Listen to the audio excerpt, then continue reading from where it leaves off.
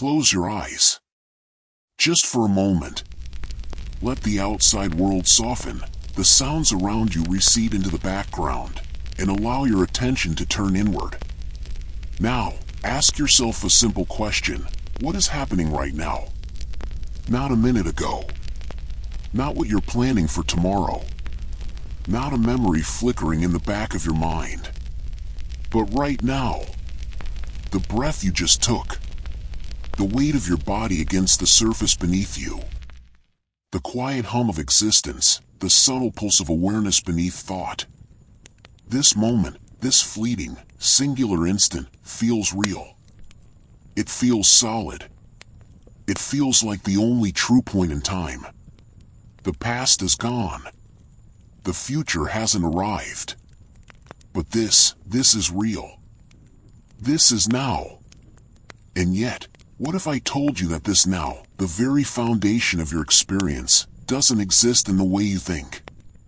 That the present, as you feel it, is not a universal truth, but a fragile illusion? Not a fixed point in the cosmos, but a personal story your brain tells you to make sense of a reality far stranger than you've ever imagined.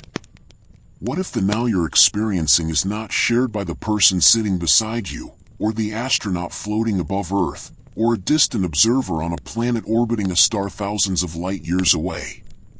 What if, in fact, there is no such thing as a universal present, no single now that applies to everyone, everywhere?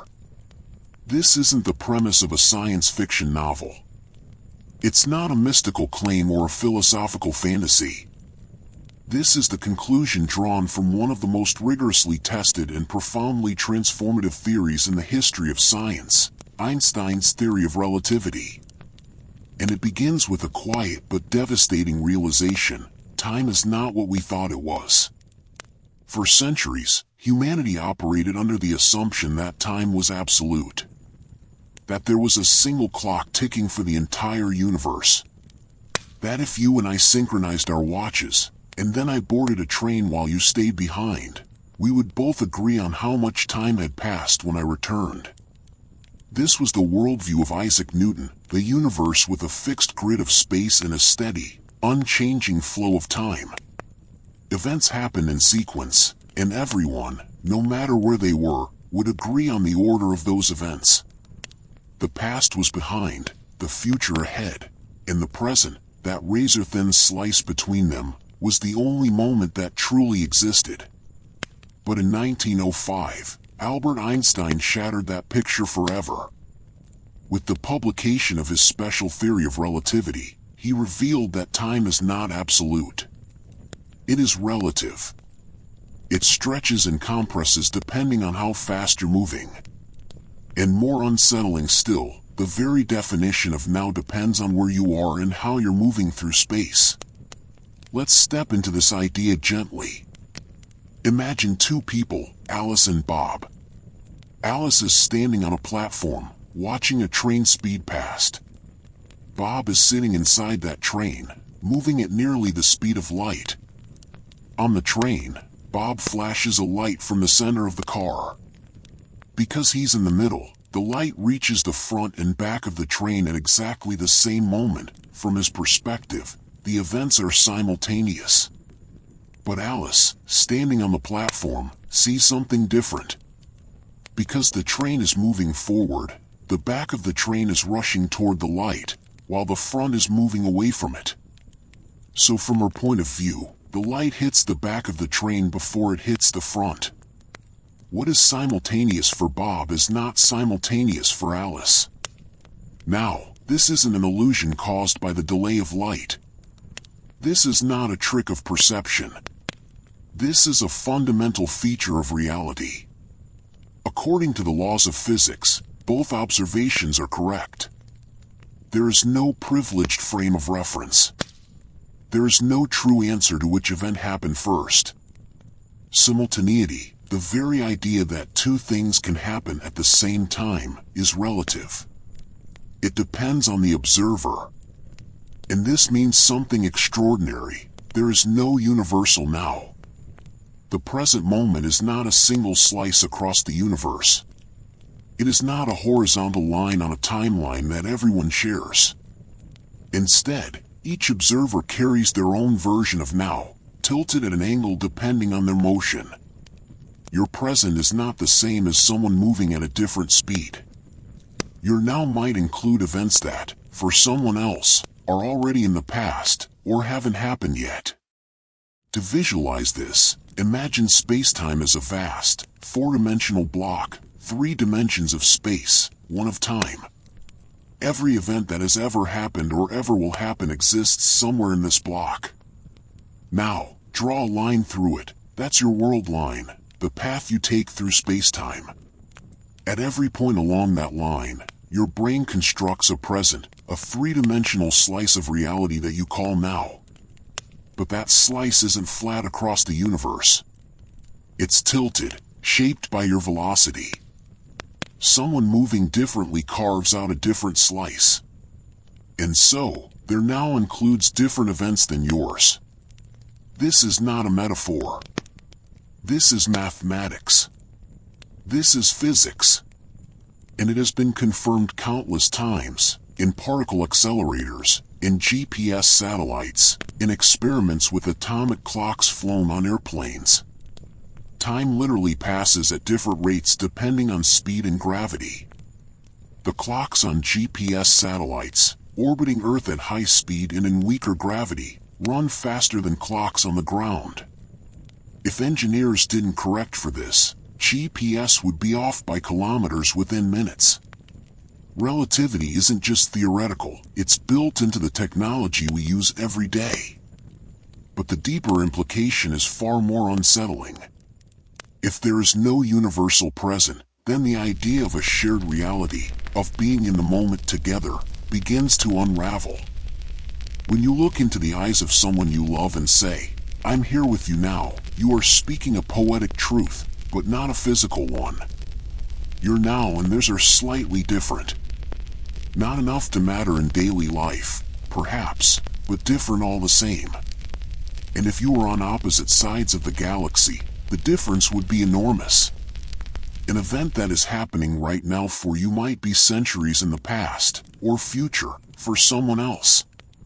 This challenges everything we feel about time. We experience it as a flow, a river carrying us from birth to death. We remember the past, anticipate the future, and cling to the present as the only real moment. But in the block universe implied by relativity, nothing flows. All moments exist eternally. Your birth, your first love, this very instant, they are all just there, fixed in space-time like stars in the sky. The sensation of time passing, of moving from one moment to the next, may be nothing more than the way consciousness unfolds along a world line. Some physicists, like Carlo Rovelli, go even further. In his book The Order of Time, Rovelli argues that time isn't just relative, it may not exist at all at the most fundamental level of reality. At the quantum scale, where gravity and space-time break down, the equations describing the universe contain no time variable. Time, he suggests, is not a basic ingredient of the cosmos. It's emergent, like temperature, which arises from the motion of atoms, but doesn't exist for a single atom in isolation. Time, too, may be a collective effect, a property that only appears when large numbers of particles interact in complex ways. So what does this mean for the present? If time is not fundamental, then the now is not just relative, it's constructed. It's a story the brain tells to make sense of a world it cannot perceive directly. Your brain receives sensory input at different speeds, light faster than sound, touch slower than vision. It edits, delays, and synchronizes these signals to create a coherent narrative of now. But that narrative is not real time. It's a reconstruction, delayed by up to 80 milliseconds. You are always living in the very recent past. And yet, despite all this, the feeling of now is undeniable. It is the stage on which consciousness plays out. It is where decisions are made, where love is felt, where pain is endured. Even if it's an illusion, it's a necessary one, a cognitive anchor in a universe that otherwise makes no sense. But let's linger here, in this uncertainty. What does it mean to live in a world where the present is not fixed? Where your now is just one thread in a vast tapestry of relative moments? Where the person you're speaking to, the city you're in, the planet you're standing on, all are experiencing slightly different presents, all equally valid, none universal? It means that reality is not as solid as it appears. It means that our most basic experience, the passage of time, may be a kind of dream. A useful dream, perhaps. A dream that allows us to function, to remember, to plan. But a dream nonetheless. And if the present is not absolute, then the past and future are not as distant as they seem. In fact, they may be just as real. Already written. Already there. Waiting not to happen, but to be experienced. This is where we begin to touch the edge of something vast, the universe not of becoming, but of being. A cosmos where time doesn't pass, but simply is. Where every moment, from the first spark of the Big Bang to the final fading of stars, exists eternally in the fabric of space-time. It's a view that can feel cold, even terrifying. If everything is already written, where is free will? If the future is real, are we just actors playing out a script? But it can also be strangely comforting. If every moment exists forever, then nothing is truly lost. The child you once were still laughs in the sunlight. The person you will become already walks through tomorrow. And this moment, this fragile, fleeting now, will always be here, preserved in the timeless structure of the universe. So take a breath. Let the weight of this idea settle. Feel the silence between thoughts. And ask yourself again, what is happening right now? Is it a moment in time? Or is it a point in eternity? Is it real? Or is it a story? And if it's a story, who is the storyteller? Take a moment to reflect on this. Let your mind drift through the implications. Imagine standing on a distant planet, watching Earth from light years away. The now you see is decades, centuries, in the past. The people you love may already be gone, but in your sky, they still live. Your present includes their past. Their future is your past. And somewhere, in another frame of reference, the Earth has not yet formed. The sun has not yet ignited. The universe is young. All of it is real. All of it is now, for someone. And you, in this moment, are just one observer, drawing a line across the infinite. One version of now. One thread in the endless weave of space-time.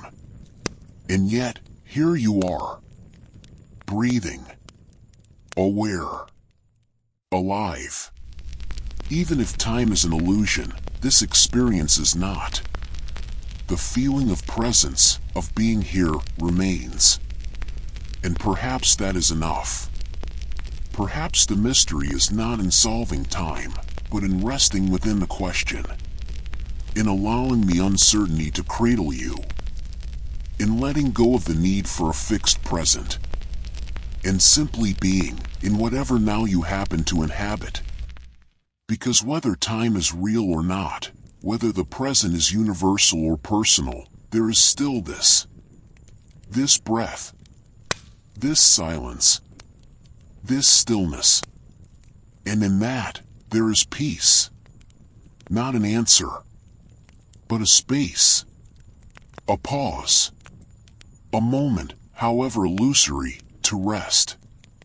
And as we prepare to move forward, to explore the idea that time may not pass at all, that past, present, and future are equally real. Let this linger. Let the illusion of now wash over you like a slow tide. Feel its fragility. Respect its power. And know that even if it's not absolute, it is yours. For now. And perhaps, that's all we ever need. And if the present isn't solid, perhaps the past and future aren't as distant as they seem. In fact, some theories suggest they might all be equally real, already written, like scenes in a film. Let's step into that idea next, as we explore a universe where time doesn't pass, it simply is. Imagine, for a moment, that your entire life, every decision you've ever made, every joy that has lifted your heart, every heartbreak that has left you breathless, already exists. Not as memory, not as hope, not as regret, not as something that happened or something that will happen, but as something that simply is. Fixed, unchanging, permanent. Like a sculpture carved from time itself, every moment of your existence, from your first breath to your last, already lies in place, stretched out across a vast, four-dimensional structure that physicists call space-time. This is the block universe. In this view, time does not pass. It does not flow. There is no river, no current, no movement from past to future.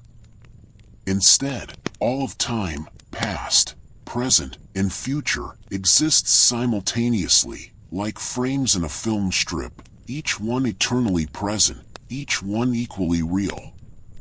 You are not traveling through time. You are not becoming. You are not progressing from one moment to the next. You are already everywhere you will ever be, every version of yourself already written into the fabric of reality. The child you once were, the adult you are now, the elder you may become, they are all there, not as memories or possibilities, but as actual, existing states in the grand geometry of the cosmos. This is not science fiction. It is not mysticism. It is not a metaphor. It is a direct consequence of Einstein's theory of relativity, one of the most rigorously tested and profoundly transformative frameworks in the history of physics. And while it contradicts nearly every intuition we have about time, it offers a picture of reality that is both breathtaking in its simplicity and deeply unsettling in its implications. To understand the block universe, we must first let go of the idea that time is special, that it is fundamentally different from space. In our everyday experience, space and time feel like entirely different things. We move freely through space, left, right, forward, back, but we are carried forward through time, helpless, moment by moment, like a leaf caught in a stream. We remember the past. We cannot remember the future. We feel time passing. We age. We change. And so, we assume that time is dynamic, that it unfolds, that events come into being and then vanish into memory. But in Einstein's universe, time is not a river. It is a dimension, just like length, width, and height. Together, they form a single, unified structure, space-time. Just as you can point to a location in space, Paris, the top of Everest, your childhood bedroom, you can also point to a location in space-time, Paris, July 14, 1789, Everest, May 29, 1953, your bedroom, 3:17 a.m. on a Tuesday in 2007. These are not events that happened or will happen. They are places, coordinates in the four-dimensional continuum. And just as Paris exists whether you're standing in it or not, so too does 1923. So too does the year 2500. So too does the moment of your death, already there, already real, already part of the unchanging block. In this model, nothing happens in the way we usually mean. Events don't come into existence and then fade away. They just are. Your birth is not a moment that occurred and is now gone. It is a fixed point in space-time, as real and permanent as the Eiffel Tower. Your first kiss, your graduation, the day you lost someone you loved, all of these are not memories. They are locations. They exist eternally, just as they always have and always will. The only thing that changes is your perspective, the point along your world line where your consciousness happens to be. Think of it like watching a movie. The entire film exists on the reel, beginning, middle, and end, all at once. But as the projector moves, frame by frame, you experience only one image at a time. You feel the story unfold. You feel tension, release, surprise. But the ending was always there. The hero's triumph, the villain's fall, they were never in doubt. They were written into the film from the start. In the same way, your consciousness moves along your world line, a path through space-time, illuminating one moment after another, creating the illusion of passage, of becoming, of time flowing forward. But the entire story is already complete. This idea can feel deeply disorienting. We are so accustomed to thinking of the future as open, as uncertain, as something we shape with our choices. But in the block universe, the future is not open. It is fixed. It already exists. Every decision you will ever make, what you'll eat tomorrow, whether you'll say yes or no to an opportunity, how you'll respond in a moment of crisis, is already determined, not by fate or destiny, but by geometry. It is simply there, in the structure of space-time, waiting for your awareness to reach it. And yet, this does not mean you are powerless. It does not mean you are a puppet. From your perspective, you still make choices. You still weigh options. You still feel the weight of responsibility. The fact that your decision at a crossroads already exists in the block does not change the reality of the crossroads. You still stand there. You still choose. The outcome is fixed, but the experience of choosing is real. It is part of the timeline. The illusion of free will, if it is an illusion, is woven into the very fabric of your existence. Still, the implications are profound. If the future already exists, then free will, as we commonly understand it, may be an illusion. Not because you are controlled by outside forces, but because the entire sequence of cause and effect is already laid out. There is no branching path. No alternate timeline where you took the other job, moved to another city, married someone else. That version of you does not exist, unless, of course, you believe in the many worlds interpretation of quantum mechanics, which we will explore later. But in the classical block universe, there is only one timeline. One story. One you. This dissolves the urgency of living in the moment, not because the moment doesn't matter, but because every moment matters eternally. There is no need to cling to now, because now is not fleeting. It is permanent. The joy you feel in this instant will always exist in space-time, just as surely as the stars in the night sky. The pain you endure will not vanish into the past. It will remain, not as a wound, but as a fact. And in a strange way, this makes death less final. When your life ends, the version of you reading these words, the one breathing, thinking, feeling, does not disappear. It remains, forever fixed in the block. Like a character in a novel, you do not cease to exist when the last page is turned. You are still there, on page 147, laughing at a joke no one else remembers. On page 312, holding someone's hand in silence. On the final page, closing your eyes for the last time, in that moment, too, is eternal. This can be comforting. It can also be haunting. Because if everything is already written, then what is the point of struggle? Of effort? Of hope? Why try to change the world if the future is already set? But the block universe does not negate meaning. It reframes it. Meaning is not in changing the timeline, because the timeline cannot be changed. Meaning is in experiencing it. In feeling. In loving. In creating. In being present, even if presence is an illusion. The fact that your life is fixed does not make it any less real to you.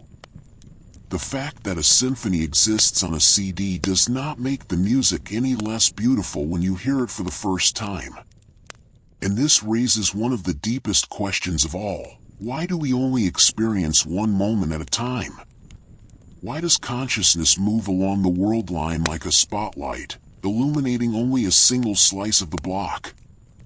Why don't we perceive all of time at once? Why is our awareness confined to this narrow band of now, when the entire universe, past and future, is equally real? We don't know. Not yet. Some physicists and philosophers suggest that consciousness itself may be a process that unfolds in time, not because time flows, but because awareness requires sequence. To think, to feel, to remember, these are processes that depend on order. Even in a timeless block, the brain may need to process information step by step, creating the illusion of duration. Others suggest that the flow of time is tied to memory, that we remember the past but not the future because entropy increases in one direction, and our brains are structured to record information in that direction. But in the block universe, the future is just as real as the past. So why can't we remember it? Perhaps we can, in a way. Dreams, premonitions, déjà vu, these may be glimpses, however distorted, of other points along the world line. Or perhaps they are just tricks of the mind. But the mystery remains. Why does consciousness feel like a journey, when the destination is already there? Let yourself sit with this for a moment. Feel the weight of a universe where nothing is lost. Where every version of you, the one who cried alone at midnight, the one who danced under the stars, the one who whispered "I love you" for the first time, still exists. Where every moment you've ever lived is still happening, in its own corner of space-time. Where your death is not an end, but a point, like your birth, like this breath, eternally present. And where your life, in its entirety, is not a story that unfolds, but a sculpture that simply is. It is a view that can feel cold, mechanical, detached, as if the universe is a frozen clock, ticking not at all, but merely displaying all its hands at once. But it can also feel deeply peaceful, because in the block universe, there is no true loss, no true erasure. No moment is ever gone. The child you are still plays in the sunlight. The future you will be already walks through tomorrow. And this fragile, fleeting sense of now, is not a vanishing spark, but a permanent point in the infinite. And perhaps, in that, there is a kind of immortality. Not of the soul, not of the body, but of existence itself. You are not passing through time. You are part of it. Fixed. Real. Forever. So take a breath. Let the silence settle. Feel the stillness between thoughts. And consider, if your entire life already exists, then this moment, this act of listening, of wondering, of being, is not temporary. It is eternal. It always has been. It always will be. And in that, there is a strange kind of freedom. Not the freedom to change the future, because the future is already written, but the freedom to be here. Now, in this unchanging point, this eternal now, this fixed moment in the block. And as we prepare to move forward, to ask why, if time is static, it feels so dynamic, why we remember the past but not the future, why time seems to have a direction at all, let this idea linger. Let the block universe cradle you. Let it hold you, not with answers, but with possibility. Because the next question, the arrow of time, may be even stranger than the last. But if time is static, why does it feel so dynamic? Why do we remember the past but not the future? To understand this, we must turn to entropy, the invisible arrow that gives time its direction. And what we find may surprise you. Close your eyes and recall a simple moment from yesterday, perhaps the warmth of sunlight on your skin as you stepped outside, or the sound of a kettle whistling in the kitchen. You can remember it. It feels real, tangible, even if only as a trace in your mind. Now try to remember tomorrow. Try to recall what you'll be doing at this exact hour, or what words you'll speak in a conversation not yet had. You can't. Not because you lack imagination, but because memory doesn't work that way. We remember the past. We anticipate the future. This asymmetry, this unidirectional flow from what was to what will be, is so deeply embedded in our experience that we rarely question it. It feels like a law of existence itself. And yet, if we look closely at the fundamental laws of physics, the equations that govern atoms, light, gravity, and motion, we find something astonishing. They don't care about time's direction. Flip the clock, reverse the sequence, run the universe backward, and the laws still hold. A planet orbiting a star would still obey Newton's laws whether it moves forward or backward in time. Light would still bend around massive objects according to Einstein's equations. Electrons would still dance around nuclei in perfect symmetry. At the most basic level, the universe is time reversible. There is no built-in arrow. No cosmic signpost saying, this way to the future. So why does time feel so stubbornly one way? Why does an egg, once shattered on the floor, never leap back into your hand, whole and unbroken? Why do we grow older, not younger? Why do stars burn out rather than reassemble from scattered stardust? The answer lies not in the laws themselves, but in something far more subtle, disorder. Or, as physicists call it, entropy. Entropy is a measure of how spread out, how disordered, how randomly arranged the energy and matter in a system happen to be. A neatly stacked deck of cards has low entropy. Shuffle it, and entropy increases.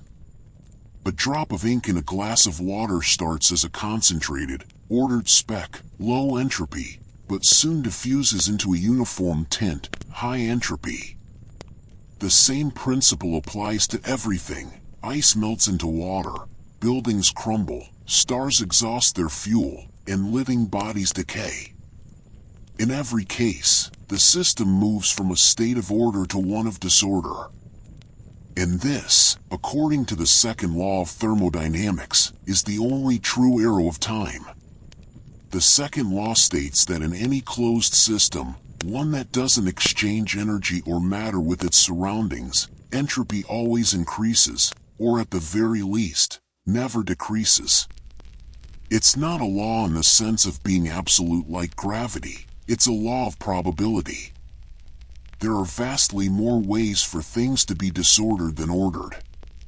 If you release a puff of smoke into a room, the molecules could, in theory, all rush back into the nozzle and reform the original cloud. But the odds of that happening are so astronomically small, so vanishingly improbable, that for all practical purposes, it never does. The universe, left to its own devices, tends toward chaos. And this tendency, this statistical bias toward disorder, is what gives time its direction. We call it the arrow of time, not because time itself is moving, but because change has a preferred direction, from low entropy to high entropy. The past is the state of lower entropy. The future is the state of higher entropy. And our perception of time's flow, the feeling that we are moving forward, is tied directly to this unfolding of disorder. But here's the deeper, more unsettling truth. The arrow of time may not be a feature of the universe itself, but a consequence of its beginning. The universe did not start in a state of high entropy. It began in an extraordinarily special, highly ordered state, the Big Bang. At that moment, energy and matter were compressed into an almost perfectly smooth, dense configuration. It was a state of remarkably low entropy, so low, in fact, that physicists still struggle to explain why. Why wasn't the early universe chaotic? Why wasn't it already in equilibrium, with energy evenly distributed and no structure at all? The answer may be that the Big Bang was not just the beginning of space and time, it was the beginning of time's direction. Without that initial low entropy state, there would be no gradient for entropy to increase. No difference between past and future. No memory. No aging. No cause and effect as we know it. The universe would be featureless, static, unchanging, a sea of uniformity with no events to mark the passage of time. So the reason you can remember yesterday but not tomorrow is not because the future doesn't exist. In the block universe, it does, but because your brain, like all physical systems, records information in the direction of increasing entropy. Memories are formed when neurons fire, chemicals shift, and energy dissipates, processes that increase disorder. To remember the future would require a decrease in entropy, a reversal of the thermodynamic arrow, which is so improbable that it effectively never happens. Your mind is not just shaped by time, it is aligned with entropy's slow, inevitable climb. This leads to one of the most mind-bending thought experiments in physics. What if entropy were decreasing instead of increasing? Imagine a universe where shattered cups reassemble, where smoke retreats into cigarettes, where rivers flow uphill and broken hearts knit themselves back together. In such a world, beings would remember the future and anticipate the past. To them, our universe would seem to be running backward. They would call our direction of time the reverse one. And from their perspective, they would be right. There's nothing in the laws of physics that forbids such a universe. The equations work just as well in reverse. The only reason we don't observe it is because our universe started with such a low entropy condition, a cosmic anomaly that set the arrow in motion. If entropy were to somehow begin decreasing in our universe, if the tide of disorder turned, time would appear to run backward. But we wouldn't notice. Our brains would reverse too. We would still feel like we were moving forward, even as the stars collapsed into primordial fireballs and the Earth reassembled from scattered dust. This suggests something profound. The flow of time is not fundamental. It is emergent. It is not written into the fabric of reality, but arises from the particular conditions of our cosmic birth. Time's arrow is not a law, it is a story. A story written by the initial state of the universe, narrated by entropy, and experienced by creatures like us who are made of the same unfolding disorder. And this story has an ending. Not a dramatic one. not a bang or a collision, but a slow, quiet fade into stillness. Physicists call it the heat death of the universe.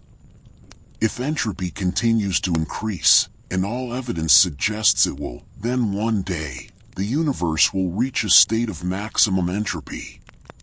Energy will be evenly distributed. No stars will shine.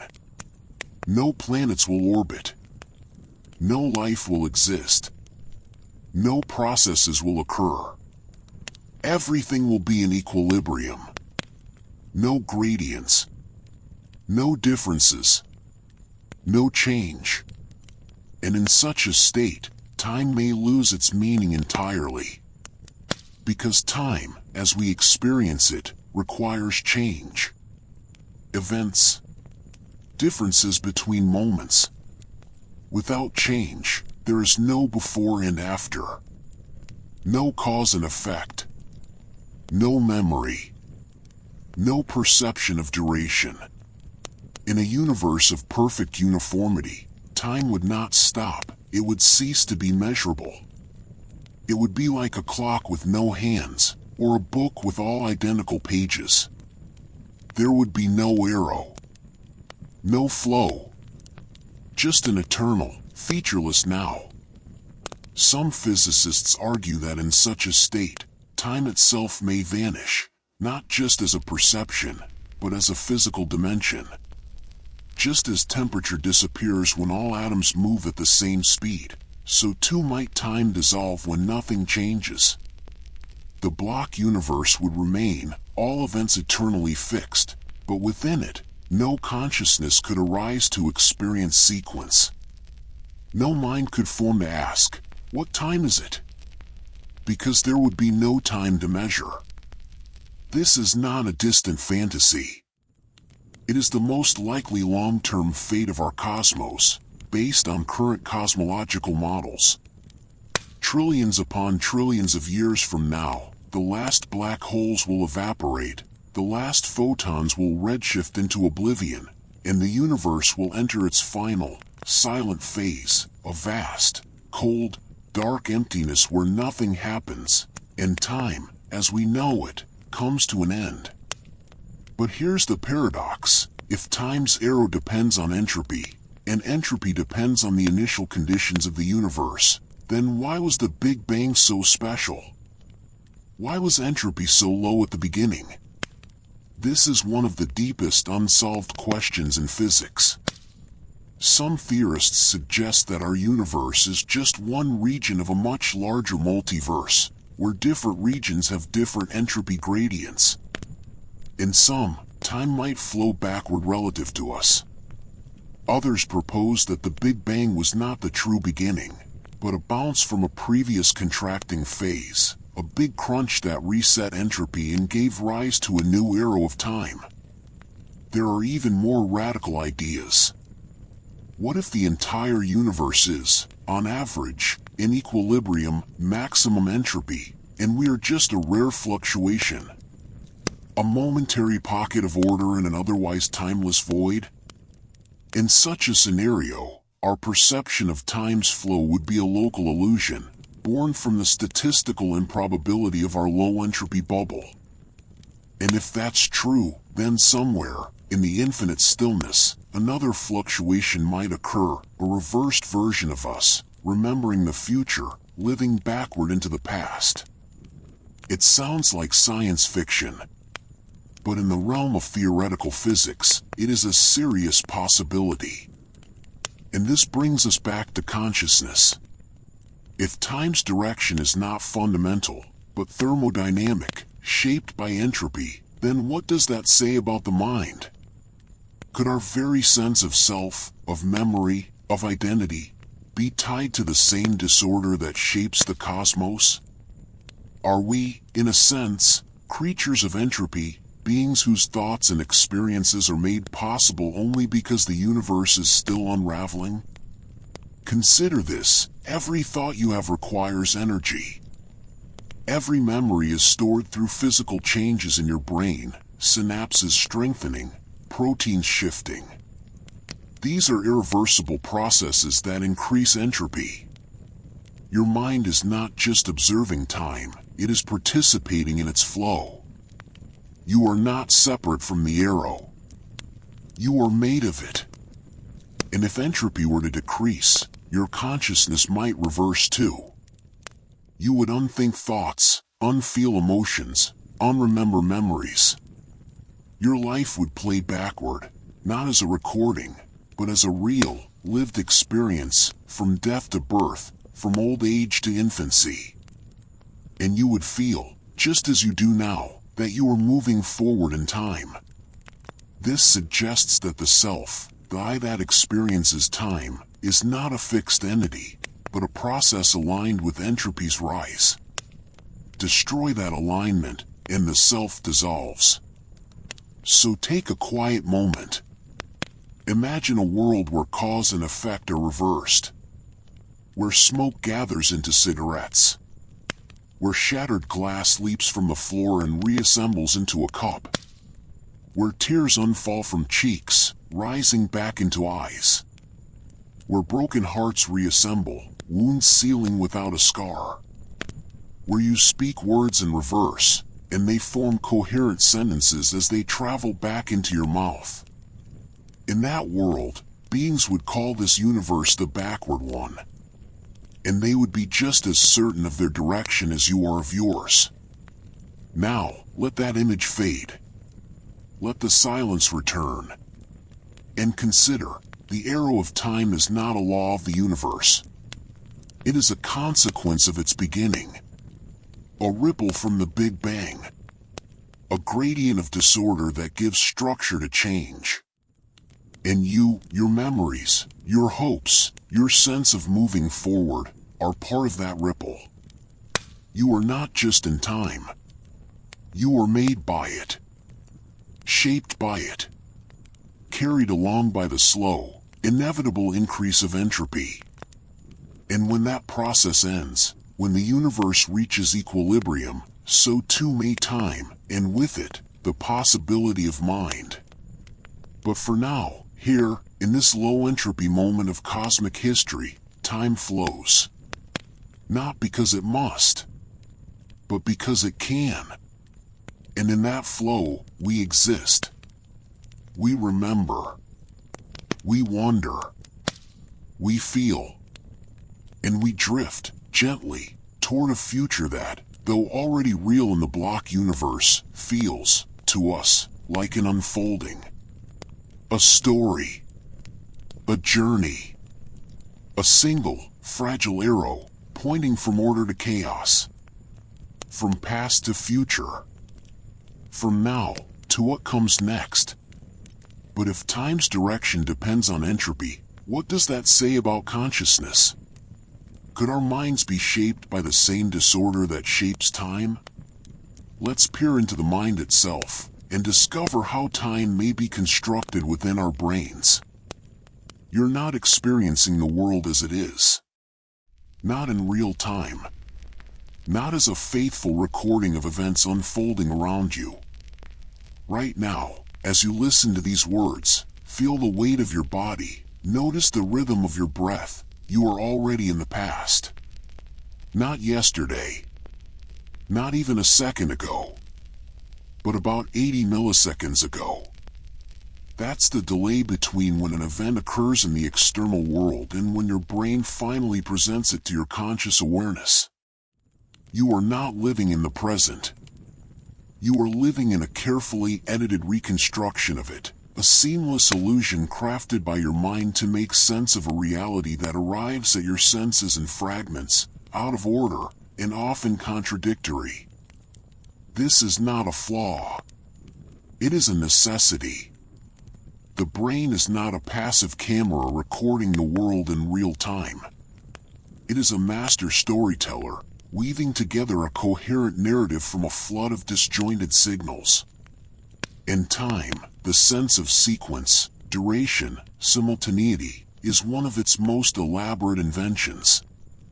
What you experience as the now is not a direct window into reality, but a constructed moment, assembled from delayed inputs, smoothed over, synchronized, and polished into the illusion of continuity. Your brain doesn't show you the world as it is. It shows you a version of it, one that makes sense, one that feels real, one that allows you to survive. To understand this, consider a simple event. Someone claps their hands. The flash of motion reaches your eyes almost instantly. Light travels at about 300,000 kilometers per second. But the sound of the clap moves much slower, roughly 340 meters per second through air. If your brain processed these signals raw, you would see the clap before you heard it, a noticeable lag, especially if the person is across the room. And yet, you perceive the sight and sound as simultaneous. The clap happens now, in a single, unified moment. How? Your brain doesn't wait for both signals to arrive and then say, "Ah, they match." Instead, it postdates the slower signal, the sound, and assigns it the same timestamp as the visual event. It retroactively adjusts your experience so that the sound is experienced as if it happened at the same time as the sight, even though it arrived later. This process is known as temporal binding, the brain's way of stitching together events that belong together, even when they arrive at different times. But this isn't just about aligning sight and sound. The same principle applies across all your senses. Touch, smell, taste, each travels at different speeds and takes different neural pathways to reach your brain. The sensation from your toes takes longer to register than one from your face. Yet you experience your body as a unified whole, reacting to the world in real time. The brain compensates for these delays, smoothing them out so that you don't feel like a patchwork of asynchronous sensations. It creates a single, coherent now, but that now is not real. It is a fabrication. And it gets even stranger. In some experiments, researchers have demonstrated a phenomenon called backward referral, the brain's ability to insert an event into your conscious experience before it actually happened. In one famous study, participants were shown a flash of light followed by a brief gap and then a tone. But when the tone was unexpected, the brain would sometimes retroactively adjust the timing, making it seem as if the tone had occurred earlier, even before the flash. The brain, in effect, rewrote history to preserve the illusion of a smooth, logical sequence. This suggests that consciousness does not operate in real time at all. It lags behind. It waits. It collects information, fills in gaps, and then presents a finished product, a polished version of reality, to your awareness. You are not perceiving the world as it unfolds. You are perceiving a reconstruction, one that is usually accurate, but always delayed. And this delay is not fixed. It changes depending on context. During moments of high stress or danger, like falling from a height or being in a car accident, people often report that time seemed to slow down. The world appeared to move in slow motion. Details became hyperclear. Colors sharpened. Sounds stretched out. It felt as if seconds had expanded into minutes. But experiments show that time didn't actually slow down. What changed was the brain's recording mechanism. In life-threatening situations, the brain goes into hyper-alert mode. The amygdala, a region involved in emotional processing, becomes highly active and triggers a surge in memory formation. The brain begins to record information at a much higher density, like a camera switching from 30 frames per second to 120. When the event is over, and you recall it, your memory is packed with far more details than usual. Because there are more frames in your memory, the event feels longer in retrospect. It's not that time slowed down, it's that your brain recorded more of it. The illusion of slow motion is a retrospective effect, created during recall, not during the experience itself. This reveals a profound truth. Your perception of time is not a measurement. It is a narrative. It is shaped by attention, emotion, memory, and expectation. When you're bored, time drags. When you're engaged, it flies. A minute of pain feels longer than a minute of joy. A familiar commute seems shorter the 10th time than the first. The brain doesn't keep a clock. It estimates duration based on how much information it processes. More input equals longer perceived time. Less input equals time seems to vanish. There is no single time center in the brain. No central clock ticking away in the background. Instead, multiple neural systems contribute to time perception: the basal ganglia, the prefrontal cortex, the cerebellum, the insula, each handling different scales and types of timing. Some neurons fire in rhythmic patterns, creating internal oscillations that help track short intervals. Others monitor changes in sensory input, using shifts in the environment as markers. Dopamine levels influence how fast or slow time feels. Higher dopamine can make time seem to pass more quickly, which is why stimulants like caffeine or amphetamines often make hours feel like minutes. Even the sense of personal identity, the feeling that you are the same person from moment to moment, depends on this constructed timeline. The brain stitches together memories, sensations, and thoughts into a continuous story. I was here, then I did this, then I felt that, now I am here. But this continuity is fragile. Damage to certain brain regions can shatter it. Patients with severe memory disorders like anterograde amnesia may wake up each day feeling like they've just opened their eyes for the first time, with no sense of past or self. Without memory, there is no narrative. Without narrative, there is no time. And without time, there is no self. This raises a haunting question. If time is constructed by the brain, and the self is a story built on that timeline, then are you even the same person from one moment to the next? The atoms in your body replace themselves over time. Your thoughts shift. Your emotions change. The you of 5 minutes ago is gone, not just in memory, but in physical reality. What remains is a mental model, a fictional character your brain maintains to give coherence to experience. And that character only exists because the brain keeps editing the story, smoothing over gaps, and pretending that time flows smoothly from one moment to the next. And so, when two people stand together and watch the same sunset, are they truly sharing the same moment? Or are they each trapped in their own private reconstruction, slightly out of sync, shaped by different neural delays, different attention spans, different emotional states? Their bodies may occupy the same space, but their nows are not identical. One may register the color of the sky a fraction of a second before the other.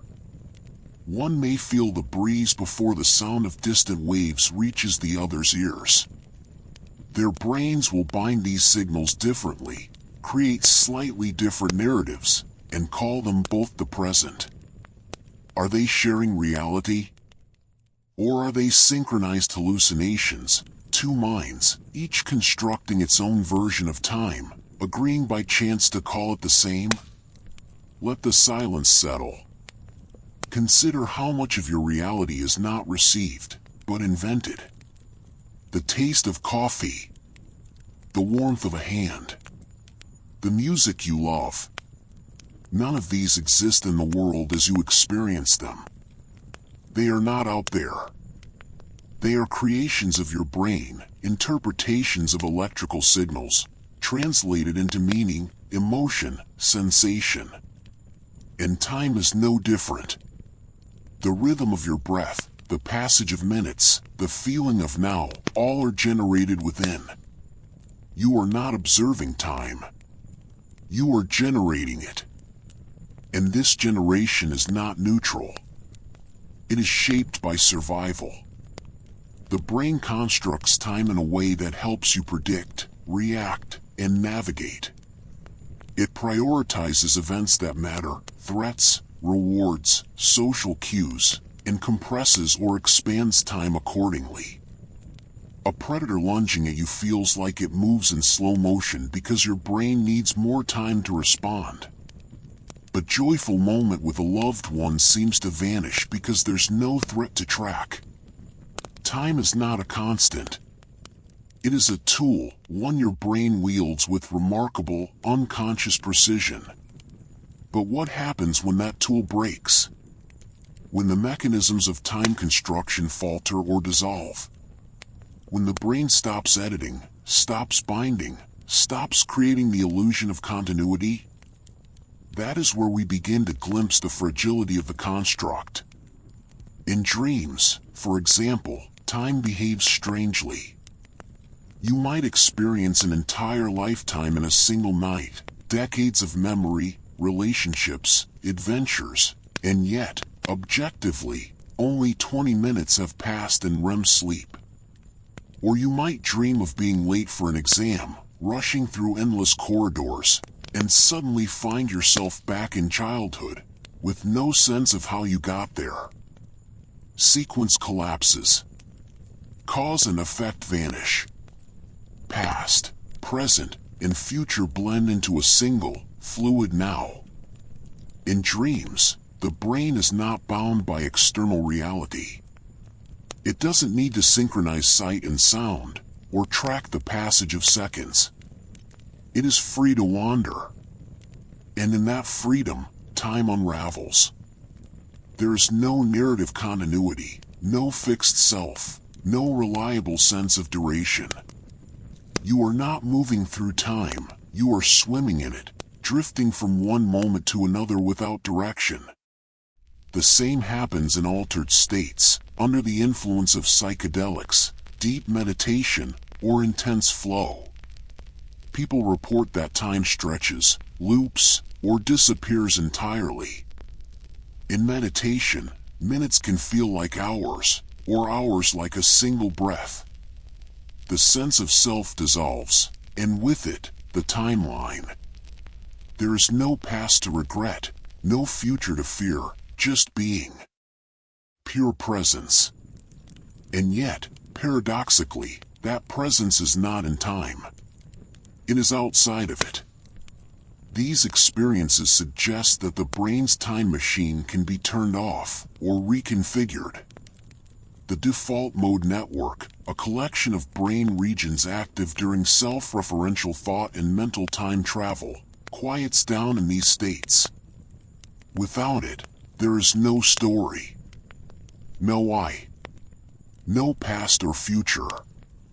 Just raw experience, unfiltered, unedited, unbound by time. And in that state, something profound emerges, the possibility that time is not a feature of the universe, but a feature of the human mind. That without a brain to construct it, time, as we know it, would not exist. Not as flow. Not as passage. Not as a river carrying us forward. It would simply be, or not be at all.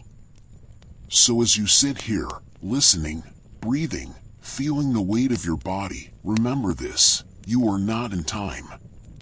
Time is in you. It is a creation of your neural circuitry, a story your brain tells to make sense of a world it can never perceive directly.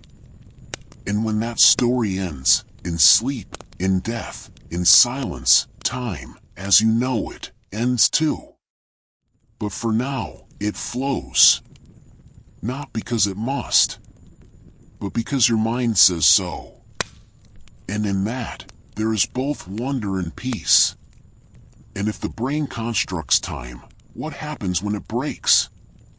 In altered states, time can stretch, collapse, or vanish entirely. Let's step into the world of dreams, psychedelics, and meditation, where time dissolves.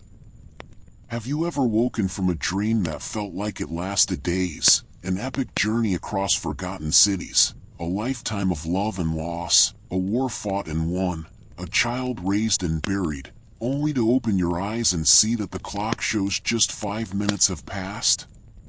Or perhaps you've sat in silent meditation, eyes closed, breath slow and steady, and lost all sense of duration, emerging from stillness convinced that hours had unfolded, when in truth, only a few minutes had slipped by.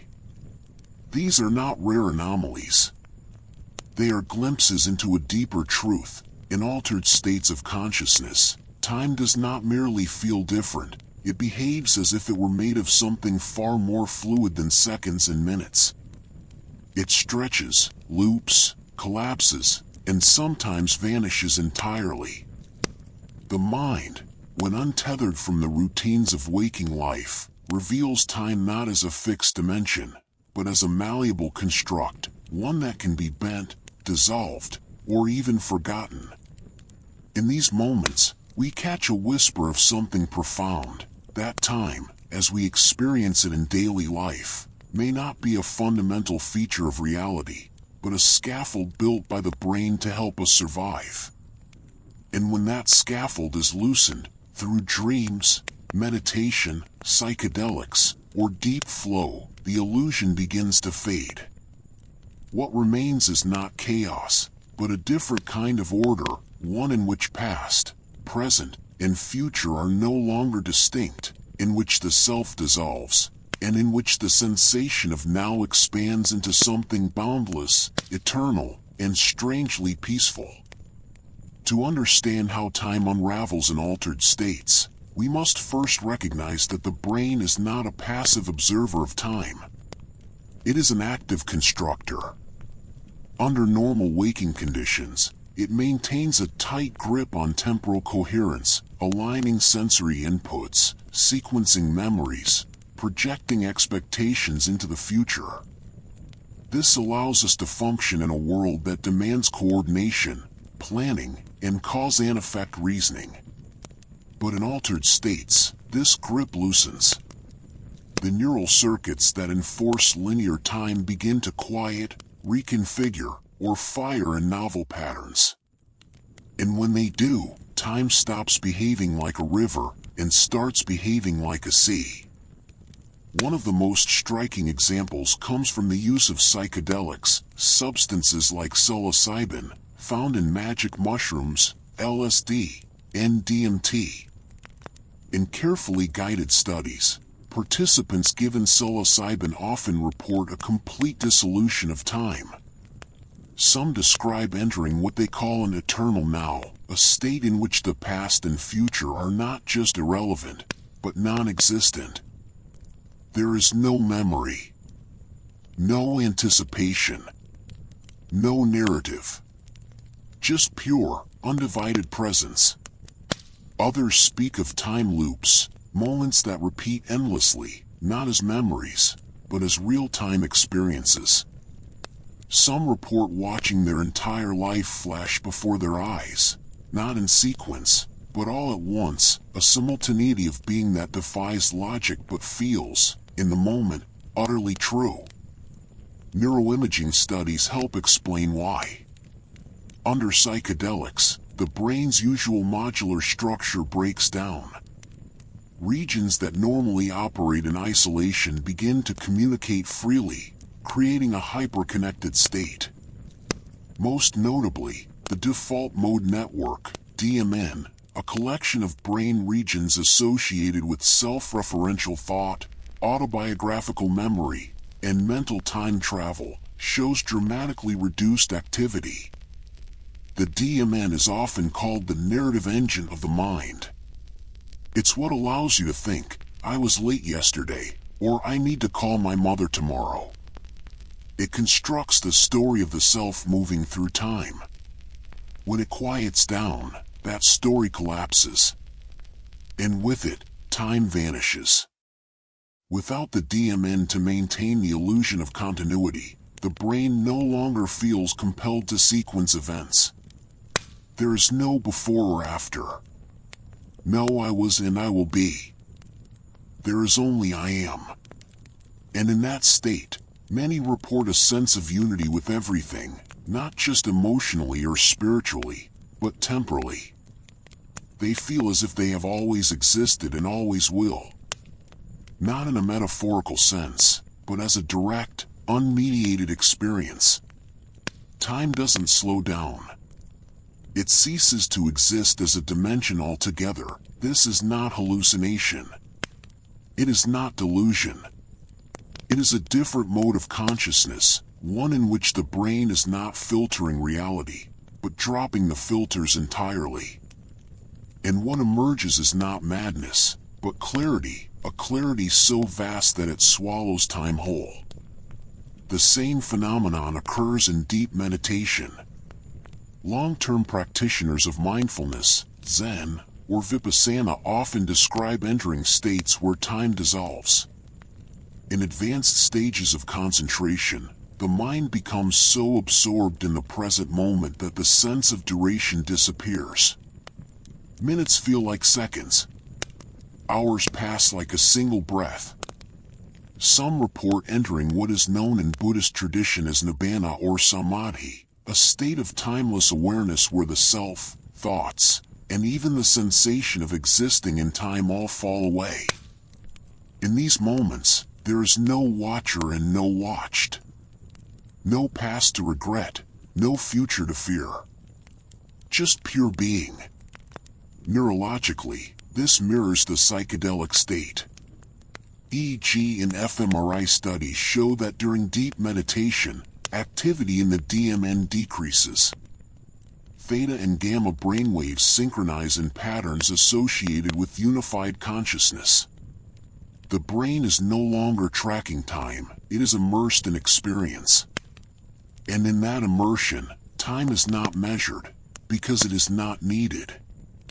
Survival no longer demands it. There is no threat to avoid, no goal to achieve. There is only the breath, the silence, the now. And yet, this now is not fleeting. It is not a moment passing. It is infinite, expansive, eternal. It does not feel like a point on a timeline. It feels like the entire timeline has collapsed into a single, unchanging presence. Flow states, those moments of effortless concentration when you're in the zone, whether painting, playing music, or running, also distort time. Athletes report that during peak performance, the game seems to slow down. A tennis player sees the ball moving through the air in slow motion. A musician feels as if the music is playing itself, and time stretches to accommodate every note. But unlike the trauma-induced slow-motion effect, where the brain records more memories per second, flow states involve a reduction in self-monitoring. The DMN quiets. The inner critic disappears. Attention becomes fully absorbed in the task. And in that absorption, time vanishes not through overload, but through unity. There is no separation between you and the action. No observer. No clock. Just doing. Being. Flowing. Dreams, too, reveal time as a fiction. In REM sleep, the brain generates entire worlds, cities, relationships, adventures, that unfold over what feels like days, weeks, or even years. Yet objectively, the dream may last only a few minutes. The brain does not keep time in dreams. It does not sequence events logically. A dream might begin with you boarding a train, then suddenly shift to a childhood home, then to a spaceship, with no sense of transition or duration. Cause and effect dissolve. The past invades the present. The future appears as prophecy or déjà vu. And yet, within the dream, it all feels real. This suggests that time, in the dreaming mind, is not a container, it is a suggestion. A loose thread the brain can pull in any direction. Without external sensory input to anchor it, the brain is free to weave time into whatever shape serves the narrative, the emotion, the unconscious impulse. And in doing so, it reveals that time is not a fixed structure, but a flexible tool, one that can be bent, broken, or abandoned when the mind no longer needs it for survival. These altered states, dreams, meditation, psychedelics, flow, all point to the same conclusion. Linear time is not an objective feature of the universe, but a cognitive adaptation. It is a survival mechanism, a way for the brain to organize experience into a coherent story that allows for planning, learning, and social coordination. But it is not the only way to experience reality. When the brain is not under pressure to navigate the world, to avoid danger, to meet deadlines, it can let go of time, and in that letting go, discover something deeper. And this raises a radical possibility, that time and the self are illusions born together. That they arise from the same neural machinery, the DMN, the memory systems, the narrative circuits, and that when one dissolves, the other follows. In mystical traditions across cultures, from Advaita Vedanta to Zen Buddhism, from Christian mysticism to Sufism, enlightenment is often described not as gaining knowledge, but as losing the illusion of time and self. Saints and sages speak of eternal now, timeless awareness, the death of the ego. These are not poetic metaphors. They may be descriptions of actual neurological states, ones in which the brain stops constructing time and self, and simply rests in pure consciousness. Some researchers, like neuroscientist Andrew Newberg, have studied the brains of monks and nuns during deep prayer or meditation. They find decreased activity in the parietal lobe, the region responsible for spatial and temporal orientation. When this area quiets down, the boundary between self and world, between past and future, begins to blur. The person no longer feels located in time. They feel infinite, unbounded, eternal. And in that state, the question "what time is it?" becomes meaningless. Not because the answer is unknown, but because the question itself no longer applies. So let us rest here, for a breath. Imagine existing without past or future. No memory of who you were. No anticipation of who you will be. No story to maintain. No identity to defend. Just being. Now.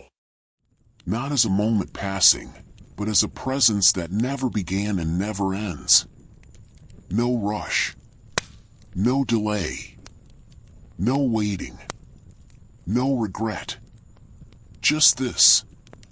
The breath. The silence.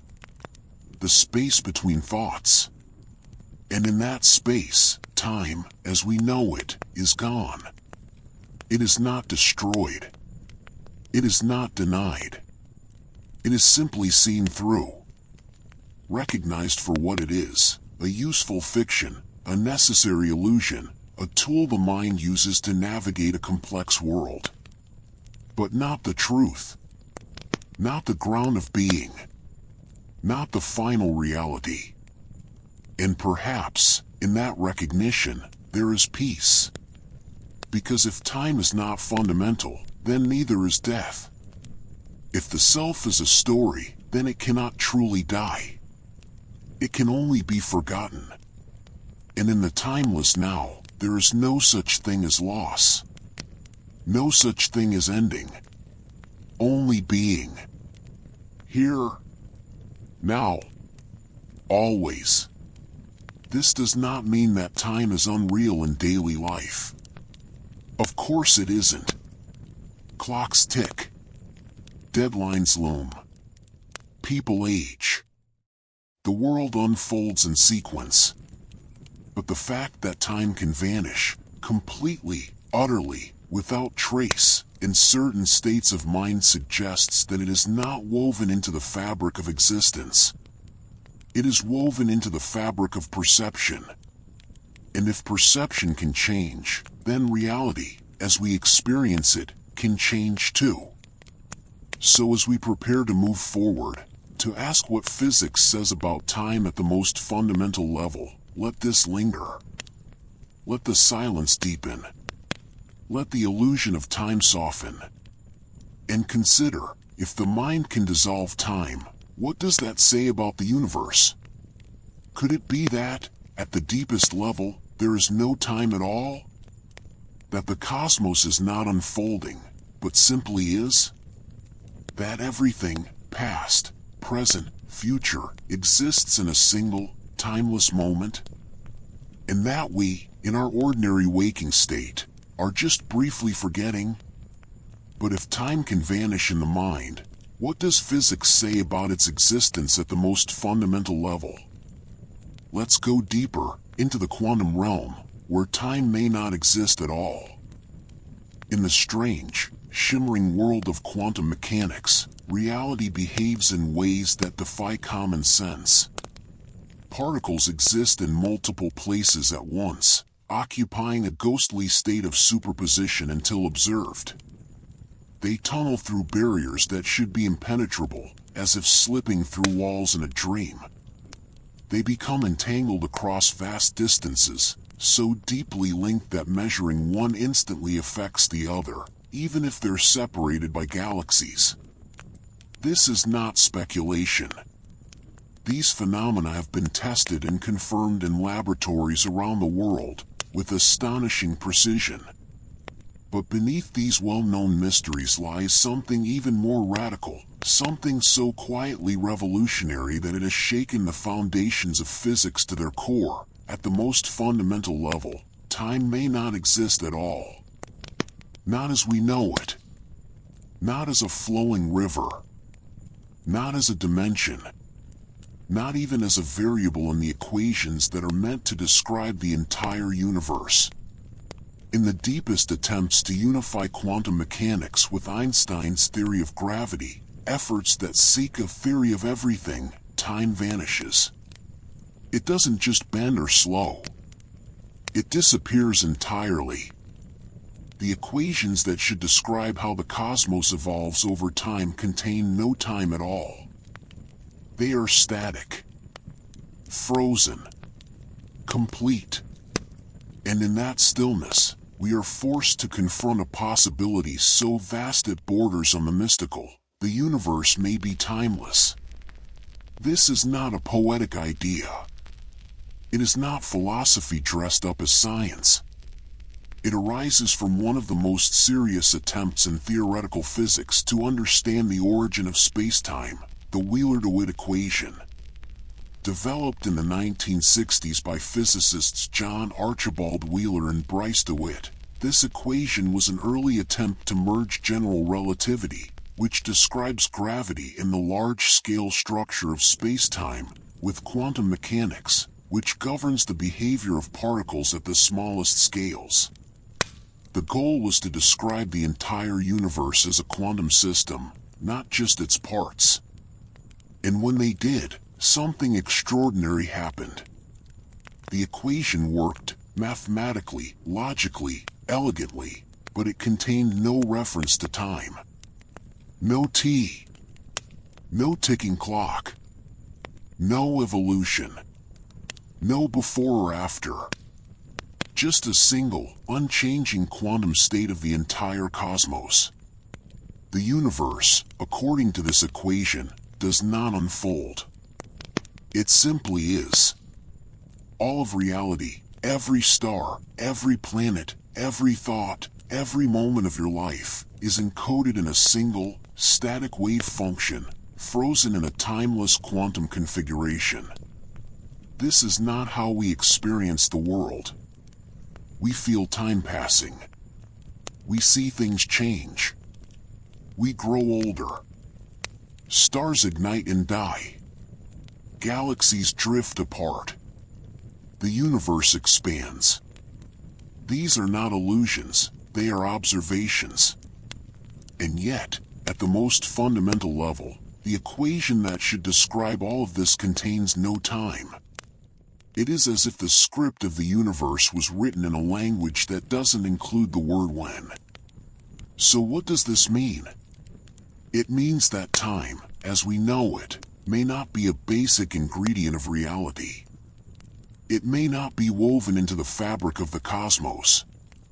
Instead, it could be emergent, a secondary phenomenon that arises only under certain conditions, much like temperature emerges from the motion of atoms, or wetness emerges from the interaction of water molecules.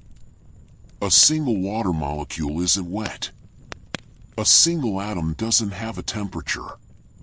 But when trillions come together, collective properties appear that weren't there before. Could time be like that? Not a fundamental dimension, but a consequence of complexity, of relationships, of observation, of separation. In the Wheeler-DeWitt picture, time emerges only when we divide the universe into two parts, the observer and the observed. As long as everything is treated as a single, undivided quantum system, there is no change, no sequence, no flow. But when a subsystem, say, a measuring device, or a conscious mind, looks at another part of the universe, a kind of illusion of time begins. The act of observation creates a reference point. It introduces a split. And in that split, change becomes possible, not because time is flowing, but because one part of the system can now be seen to differ from another. Think of it like a photograph of a river. The image itself is static, a single frame, frozen in time. But within it, you can see ripples, currents, motion. You infer time from structure. You say, the water here is moving from left to right, even though nothing in the photo is actually moving. The flow is implied by the arrangement of elements. In the same way, the universe may be a timeless whole, but within it, subsystems can perceive change, not because time passes, but because they are comparing different parts of the static structure. This is known as the problem of time in quantum gravity, one of the deepest unsolved puzzles in modern physics. If the fundamental equations are timeless, how do we recover the time we experience? How does the illusion of becoming arise from a reality that simply is? Some physicists, like Carlo Rovelli, propose that time emerges from quantum entanglement, the mysterious link between particles that persists across space. When systems become entangled, their states are correlated in a way that creates a kind of internal clock. One part of the system can serve as a clock for another, allowing change to be measured relative to it. In this view, time is not universal. It is relational.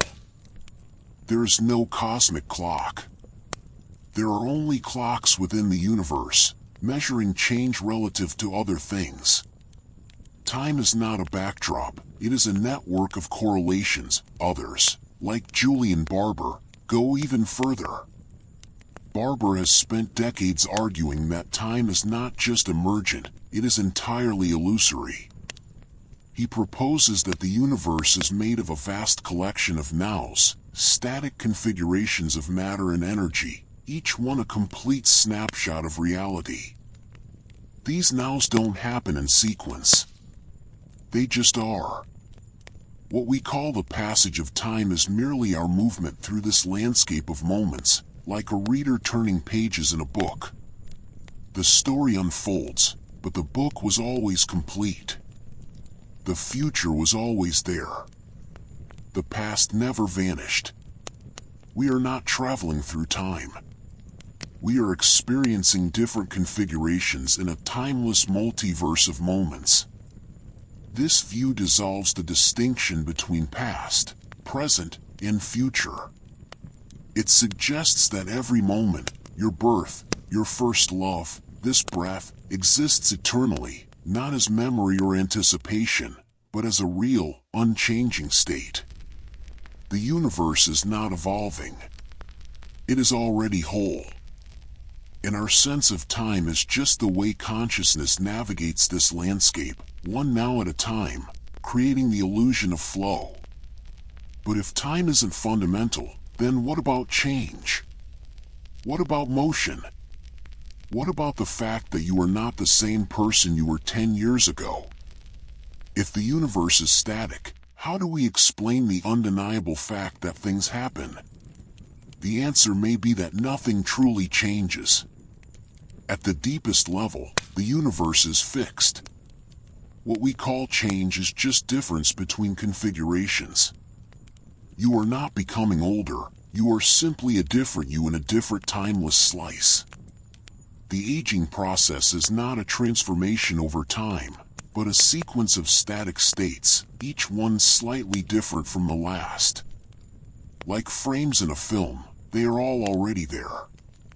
The projector, consciousness, just illuminates them one by one. This challenges not just physics, but philosophy, identity, and meaning. If nothing truly changes, is becoming an illusion?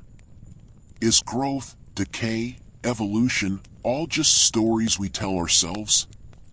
And if time is emergent, when and how did it begin? Did it emerge with the Big Bang? Or was the Big Bang itself just a moment in a timeless whole, not a beginning, but a feature? Some cosmologists suggest that the Big Bang was not the start of time, but a phase transition, like water freezing into ice. Before it, time as we know it didn't exist. There was only a timeless quantum state. The arrow of time, the flow we experience, emerged as the universe cooled and structure formed. In this view, time is not eternal. It is conditional. It depends on entropy, on complexity, on the existence of observers who can measure change. And if time can emerge, it can also vanish. In the far future, when the universe reaches maximum entropy, when all stars have burned out, all black holes have evaporated, and energy is evenly distributed, there may be no processes left to mark the passage of time. No clocks. No change. No memory. In such a state, time may cease to have meaning. Not because it ends, but because there is nothing to measure it against. The universe would return to a kind of primordial stillness, not unlike the timeless quantum state before the Big Bang. This creates a haunting symmetry. The universe may begin and end in timelessness. The arrow of time, the entire story of stars, planets, life, consciousness, may be just a brief flicker between two eternities of stillness. A dream the cosmos dreams for a moment, then forgets. Let that sink in. A universe without time, where nothing ever happens, yet everything is. No birth. No death. No waiting. No longing. No memory. No anticipation. Just being. Complete. Whole. Eternal. In this view, the most profound truth may not be that time is fast or slow, linear or circular, but that it is optional. That it is not a law of nature, but a feature of perspective. That it arises not from the universe, but from our interaction with it. And if that's true, then consciousness, the observer, the experiencer, plays a crucial role in the emergence of time. Without a mind to perceive sequence, to remember, to anticipate, would time exist at all? Or would the universe simply rest in a silent, eternal now? Some interpretations of quantum mechanics, like the Copenhagen interpretation, already suggest that observation plays a role in collapsing possibilities into actualities. Could it also play a role in collapsing timelessness into time? Could the act of measurement, of attention, of awareness, be what breathes life into the illusion of passage? It's a radical idea, but not without precedent. In Eastern philosophy, particularly in Advaita Vedanta and certain schools of Buddhism, time is often described as Maya, illusion. The ultimate reality, Brahman or Nirvana, is timeless. The world of change and time is a projection of the mind. Enlightenment is not achieving something new, but recognizing that time and self were never real to begin with. Modern physics, in its most advanced reaches, may be converging with these ancient insights, not through faith, but through mathematics. So as we sit here, feeling the breath, hearing the silence, aware of the passing seconds, remember this: the time you feel may not be in the world. It may be in you. A construct. A tool. A story. And beyond it, in the deepest layer of reality, there may be only stillness. A single, unchanging quantum state. A universe that never began.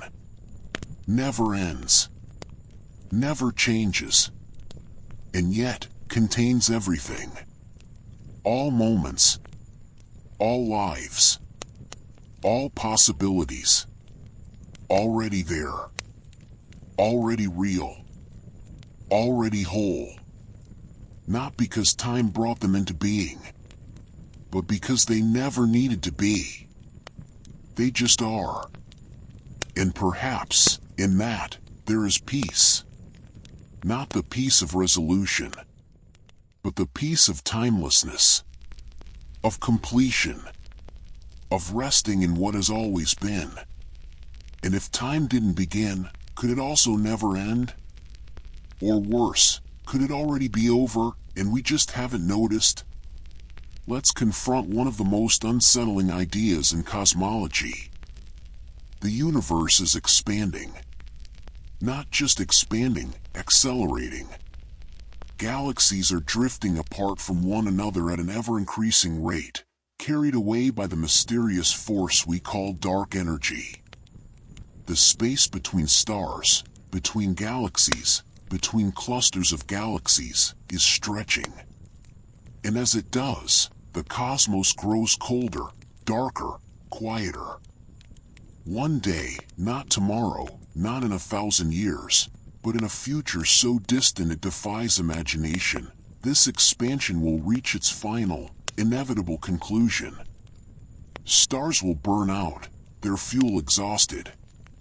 No new stars will form, for the gas clouds that once gave birth to them will have scattered beyond reach. Galaxies will fade into blackness. Black holes, those ancient sentinels of gravity, will slowly evaporate through Hawking radiation, vanishing over eons in a faint whisper of particles. Even protons, the very building blocks of atoms, may decay, dissolving into energy over timescales so vast they are written not in years, but in orders of magnitude, 10 to the power of 34 years. 10 carat 100, longer than the current age of the universe by factors beyond comprehension. At the end of this long unraveling, the universe will reach a state of maximum entropy, a condition of perfect disorder, where energy is evenly distributed, no gradients exist, and no work can be done. There will be no temperature differences, no light, no motion, no structure, no information. Nothing happens. Nothing changes. This is what physicists call the heat death, not a violent end, but a quiet, eternal stillness. A universe not destroyed, but forgotten. And in this final state, time itself may come to an end, not with a bang, not with a collapse, but with silence. Because time, as we experience it, requires change. It needs events. It needs difference. It needs a before and an after. Without change, there is no duration. Without duration, there is no time. You cannot measure the passage of seconds if nothing moves, if no process unfolds, if no memory is formed. In a universe where every particle is motionless, where no thought arises, where no star burns, time has no anchor. It loses its meaning. It doesn't stop, because stopping implies a process, a transition. Time doesn't stop. It ceases to exist as a meaningful concept. Like a clock with no hands, or a book with all blank pages, there is nothing to mark its passage. This is not science fiction. It is the most likely long-term fate of our cosmos, based on our current understanding of physics, cosmology, and thermodynamics. The second law of thermodynamics tells us that entropy, disorder, always increases in a closed system. The universe appears to be such a system. It began in a state of extraordinarily low entropy at the Big Bang, a moment of intense order and concentration. Since then, it has been unraveling, spreading out, cooling down, moving toward equilibrium. And if nothing intervenes, no new physics, no reversal of dark energy, no cyclical bounce, it will continue until all usable energy is gone, and the universe reaches thermodynamic equilibrium. In that state, there will be no cycles, no rhythms, no stars pulsing, no hearts beating, no neurons firing, no cause and effect, no memory, no anticipation, no consciousness. Without observers to perceive sequence, without processes to create difference, time becomes not just irrelevant, it becomes incoherent. There is no now, no then, no flow. Just an eternal, unchanging stillness, not frozen in time, but existing beyond it. This is a profound shift in perspective. We tend to think of time as eternal, as something that will always be, even if everything else ends. But what if time is not eternal at all? What if it is conditional? What if it only exists when there is change to measure, when there is contrast between states, when there is entropy increasing? In the beginning, time emerged from the low entropy state of the Big Bang. In the end, it may dissolve back into stillness when entropy reaches its maximum. The heat death, then, is not just the end of life, or stars, or matter, it may be the end of time itself. And this raises a haunting question: if time ends, does existence end too? Or does the universe simply become timeless, like a photograph that no one looks at, but still exists? Consider a book left on a shelf in an abandoned library. The pages are still there. The words are still printed. The story is still complete. But no one reads it. No one turns the pages. No one experiences the plot unfolding. Does the story still exist? In a physical sense, yes. But in a meaningful sense, as narrative, as journey, as time, it is frozen. It has no flow. It is not being lived. The universe in heat death may be like that book, real, but unobserved. Existing, but not changing. Present, but not temporal. It would not be nothing. It would be everything, just in a state of perfect uniformity. All the particles, all the energy, all the space-time, still there, but arranged in such a way that nothing happens. No event distinguishes one moment from the next. And without distinction, there is no time.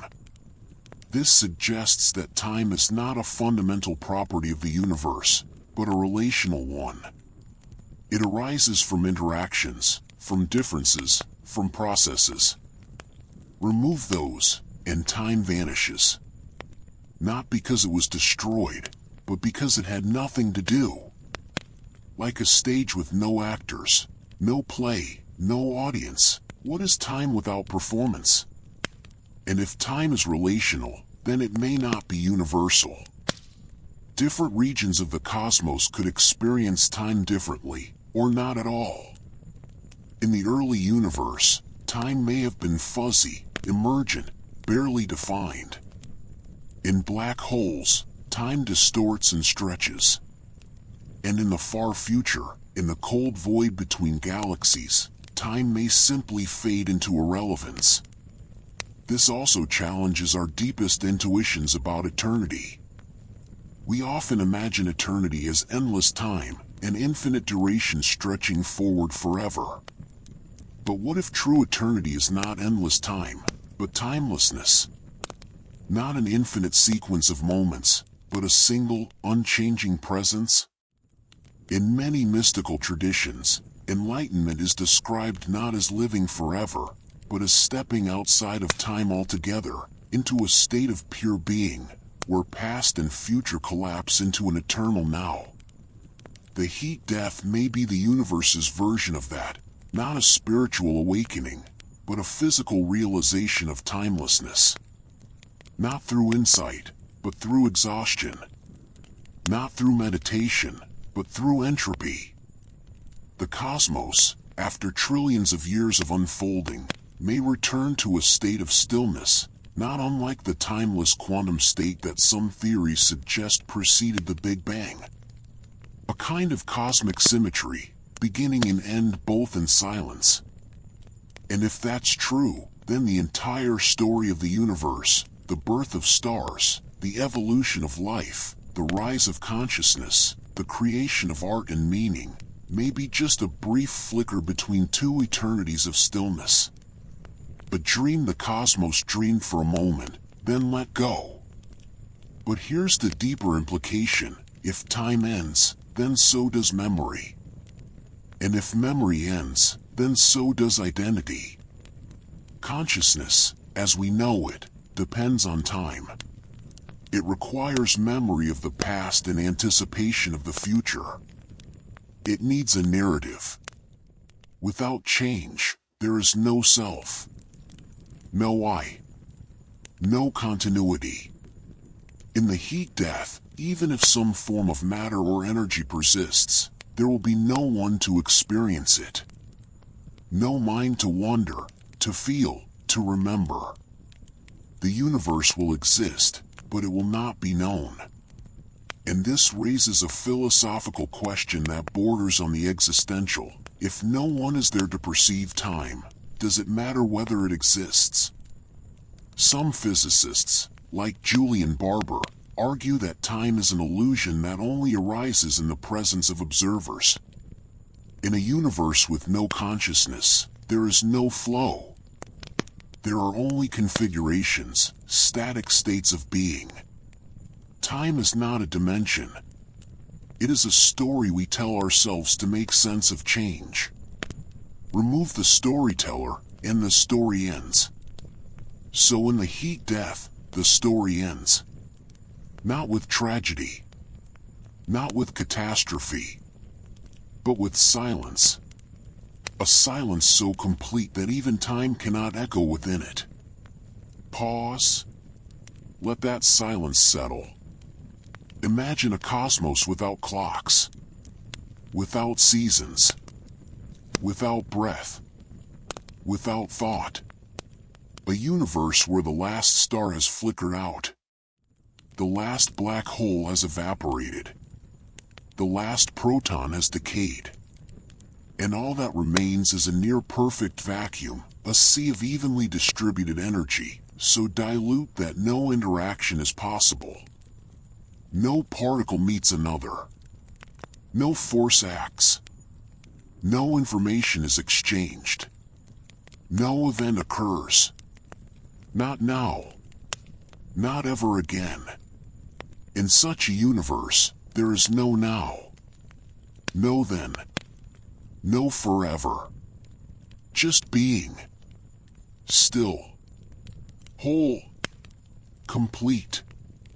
And yet, is it nothing? Or is it everything, returned to rest? Because even in stillness, existence remains. The universe does not cease to be. It simply stops happening. And in that, there may be a kind of peace, not the peace of resolution, but the peace of completion, of fulfillment, of having unfolded, having lived, having been, and now simply resting. And perhaps, in that rest, there is a kind of immortality. Not of the self, not of memory, but of existence itself. The universe does not need to be observed to be real. It does not need time to be whole. It simply is. Even in silence, even in darkness, even in stillness. And if time ends, it does not mean the universe ends. It means time was never the point. It was never the foundation. It was a tool, a temporary structure built to carry the story of change, of life, of mind. And when the story is over, the tool is set aside. Not discarded, not denied, but released. Let go. And in that release, the cosmos returns to what it always was, beneath the surface of becoming, timeless. Not eternal in duration, but eternal in being. Like a mountain that has always stood, long before time was named, long after it is forgotten. So as we sit here, feeling the breath, hearing the silence, aware of the passing seconds, remember this: the time you feel may not last forever. One day, it may fade. Not with pain, not with fear, but with quiet. And when it does, existence will remain. Not in time, but beyond it. In stillness, in wholeness, in peace. But if time can end, could it also be cyclical? What if the universe doesn't fade away, but repeats? Let's explore the ancient idea of eternal return. What if you've lived this exact life before? Not in a vague, karmic sense. Not as a soul reborn into a different body, with different parents, different struggles, different joys. But exactly as you are now, this body, this mind, this breath, this thought, this moment. Every choice you've ever made, every word you've spoken, every tear you've shed, every laugh that escaped your lips, not just repeated, but identical. And not once, not twice, but infinitely. An endless cycle of the same life, the same pain, the same love, the same death, returning again and again, for eternity. This is the idea of eternal recurrence, one of the most haunting, beautiful, and terrifying concepts ever proposed. It was not born in physics, but in philosophy. Friedrich Nietzsche introduced it not as a scientific theory, but as a thought experiment, a spiritual challenge. He asked, if a demon came to you in your most solitary hour and said, "This life as you now live it and have lived it, you will have to live once more and innumerable times more," would you collapse in despair, or would you leap for joy? Would you curse the thought of reliving every mistake, every loss, every moment of regret? Or would you embrace it, so fully, so completely, that you would welcome the infinite return of this very instant? Nietzsche didn't claim eternal recurrence was true. He used it as a test of character, a measure of how deeply you affirm life.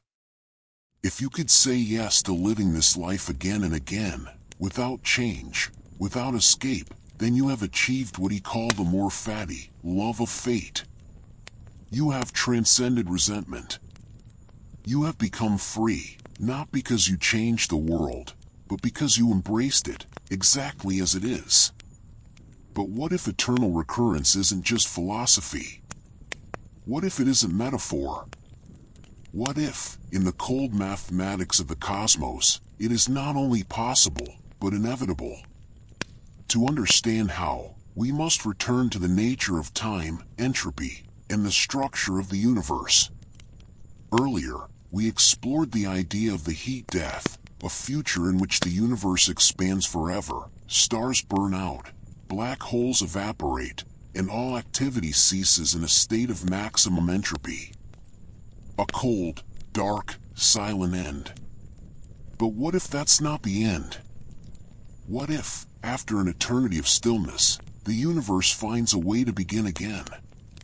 Some cosmologists, most notably Roger Penrose, have proposed a radical model called conformal cyclic cosmology, CCC. In this theory, the universe does not end in finality. Instead, it undergoes endless cycles, each one an aeon.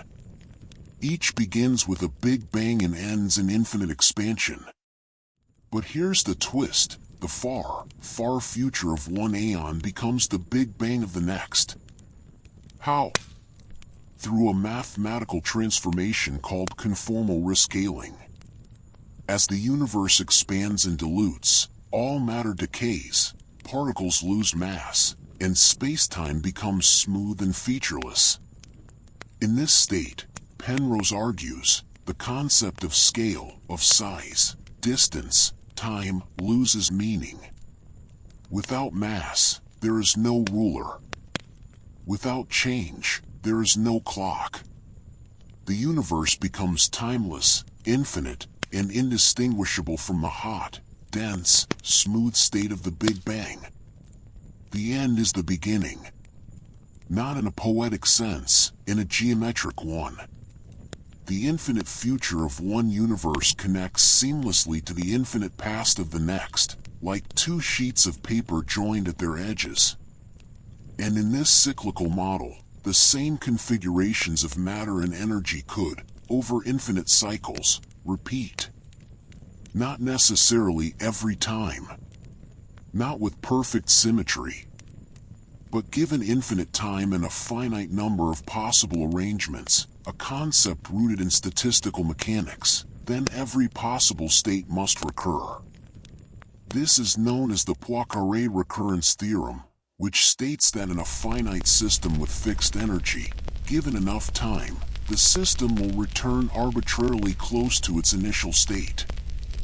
Now, apply that to the universe. If the cosmos is finite in its possible configurations, if there is a limit to how matter and energy can be arranged, and if time is infinite, then everything that has ever happened must happen again. Not just similar lives. Not just parallel versions. But this life. This moment. You reading these words, feeling this breath, hearing this voice, it will all return. Not once. Not twice. But infinitely. You will live this life again. And again. And again. Forever. Not as a memory. Not as a dream. But as reality. Every joy. Every heartbreak. Every decision. Every word unspoken. Every love lost. Every hope fulfilled. All of it, repeated, unchanged, eternal. And this is where the mind begins to tremble. Because if eternal recurrence is true, then freedom, as we understand it, is an illusion. Every choice you make, you will make again. Every path you take, you will take infinitely. There is no escape. No alternate timeline. No redemption in a different life. You are not choosing your future. You are enacting a script written in the geometry of eternity. You are not becoming. You are repeating, and yet, Nietzsche did not see this as a curse. He saw it as the ultimate test of authenticity. Would you live differently if you knew you would live this life again and again? Would you waste time in resentment?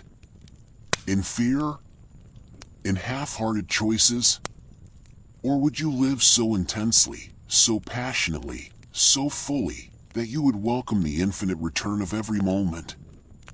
Imagine waking up each morning not with the thought, "I must endure today," but "I choose to live this day again, for the 1,000th time, with love, with courage, with presence."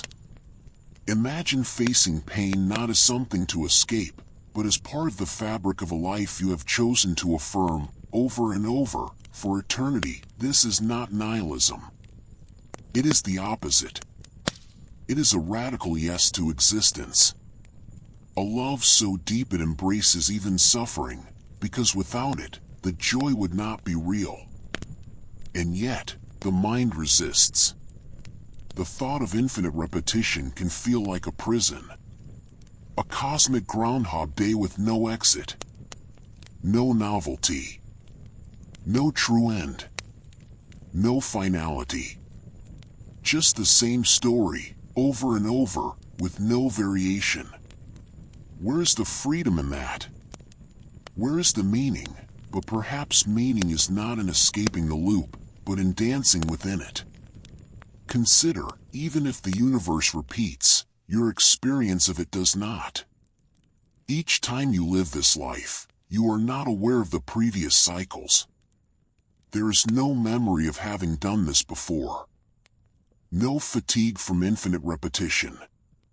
Each moment is fresh. Each breath is new. Each love is discovered as if for the first time. The loop does not diminish the reality of now. It may, in fact, deepen it. Because if you knew this was the only life you would ever live, you might cling to it desperately. But if you knew it would return infinitely, you might learn to let go. To live not for the future, not for legacy, not for escape, but for the sheer beauty of being here, now, in this unrepeatable moment, that will, in fact, be repeated forever. There is a strange comfort in that. A kind of immortality not of the soul, but of the moment. The child laughing in the sunlight, that moment will return. The couple holding hands in silence, that will return. The person listening to this voice, drifting towards sleep, that will return. Not as memory, not as hope, but as fact. And in that, every moment becomes eternal. Not because it lasts forever in time, but because it returns forever in time. Now, some physicists challenge this idea.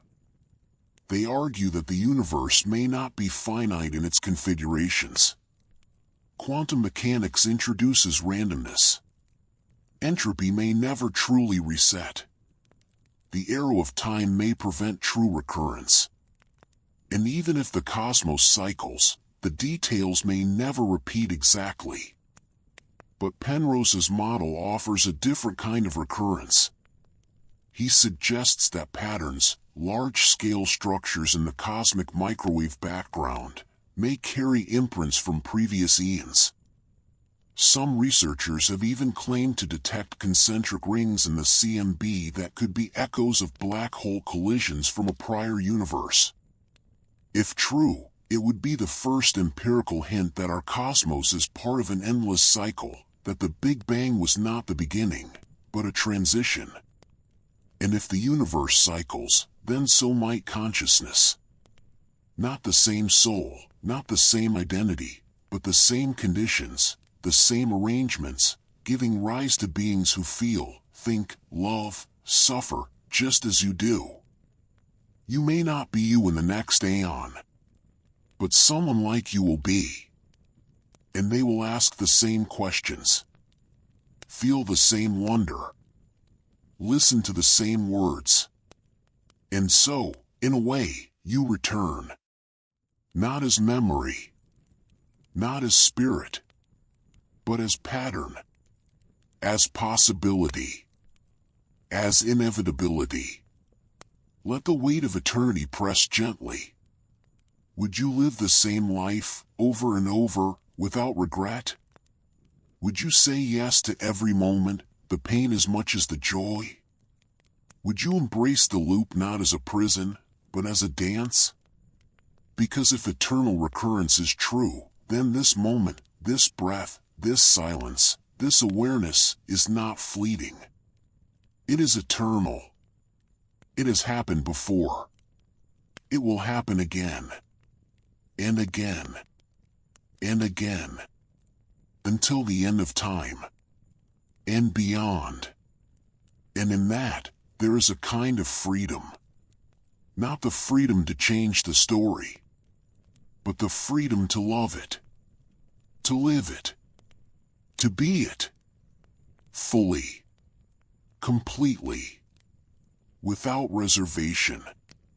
Because if you must live this life forever, then the only true rebellion is to make it beautiful, to fill it with meaning, to love deeply, to create, to forgive, to be present, not for the future, not for eternity, but for now, knowing that now will return forever. And so, as you drift towards sleep, let this idea cradle you. Not as a burden, not as a warning, but as an invitation to live so fully that you would welcome the infinite return of this very breath, this very thought, this very now. Because if time loops, then every choice matters infinitely, and every moment is eternal. But if time can loop, could it also branch? What if every choice creates a new timeline? Let's enter the realm of parallel worlds, where time fractures into infinity. Every decision you make, to speak or stay silent, to turn left or right, to love or walk away, feels like a single choice in a single life. You weigh the options. You feel the tension. You commit. And then, the path behind you closes. The road not taken fades into memory, into regret, into wonder. What if? What if I had said yes? What if I had stayed? What if I had taken that job, moved to that city, kissed that person under the rain? We carry these questions like quiet ghosts, wondering about the lives we didn't live. But what if those lives are lived? Not in dreams. Not in imagination. But in reality. What if, at every moment of choice, not just the big ones, but every quantum fluctuation, every neural firing, every particle interaction, the universe doesn't choose one outcome, but all of them? What if, instead of collapsing into a single reality, time fractures? Not like a crack in glass, but like a river splitting into infinite tributaries, each one flowing into its own world, its own version of you, its own story? This is the many worlds interpretation of quantum mechanics, one of the most radical, elegant, and mind-bending ideas in modern physics. Proposed by Hugh Everett in 1957, it suggests that the universe does not have a single timeline. Instead, it constantly branches. Every time a quantum event occurs, every time a particle can be in two states at once, a condition known as superposition, the universe splits. One version of reality contains one outcome. Another version contains the other. And both are equally real. Unlike the older Copenhagen interpretation, which says that observation collapses a quantum state into one definite outcome, the many worlds theory says no collapse happens at all. There is no privileged observer. No single truth. Just an ever-expanding web of parallel realities, each one perfectly consistent, each one unaware of the others. The electron is spinning up in one world, and it is spinning down in another. The cat is alive in one universe, and it is dead in another. And you are both relieved and grieving, both celebrating and mourning, in different branches of the multiverse. And it's not just particles. It's you. Every decision you make, every word, every glance, every hesitation, is rooted in quantum processes in your brain. Neurons fire based on electrochemical signals governed by quantum mechanics. So when you choose to pause before replying to a text, or when you hesitate at a crosswalk, or when you decide to keep listening to this voice instead of turning away, each of those moments contains quantum uncertainty. And each one, according to many worlds, causes the universe to split. There's a world where you stopped watching this video 10 seconds ago. One where you're already asleep, breathing deeply, unaware of these words. One where you never found this channel. One where you clicked on something else, and your life took a subtly different turn. And further still, a world where you never existed. One where Earth was never formed. One where the laws of physics are slightly different, and consciousness never arose. One where time itself is structured differently, looping, reversing, or absent altogether. In this view, time is not a straight line. It is not even a loop. It is a vast, ever-growing tree of possibilities, branching with every quantum event, every decision, every random fluctuation in the fabric of reality. The future is not open, it is already here, in the form of infinite parallel timelines. The past is not fixed, because every moment of it also branched. There is no single history. There is a multiverse of histories, each one equally real, each one unfolding according to its own logic. And you, the you reading this now, are just one version. One thread in an infinite tapestry. There are countless others, versions of you who made different choices, who grew up in different circumstances, who fell in love with different people, who became artists, or hermits, or astronauts, or never left their hometown. Some versions of you are thriving. Some are suffering. Some are already dead. Some are living in worlds where climate collapse happened earlier. Others where technology advanced faster. Others where war never ended or never began. And here's the most unsettling part, they are all you. Not metaphorically. Not spiritually. But physically. Each one shares your origin. Each one remembers the same childhood. Each one carries the same genetic code, the same neural patterns, the same emotional responses, until the moment of divergence. And even after that, they are still you, just as much as this version is. There is no real you. No original. No true self. Just a branching identity, spreading across the multiverse like roots through soil. This dissolves regret in a profound way. The version of you who didn't go to that party, who didn't confess their feelings, who didn't take the risk, that person exists. They are not lost. They are not gone. They are living their life, in their world, with their consequences. And the version who did, they exist too.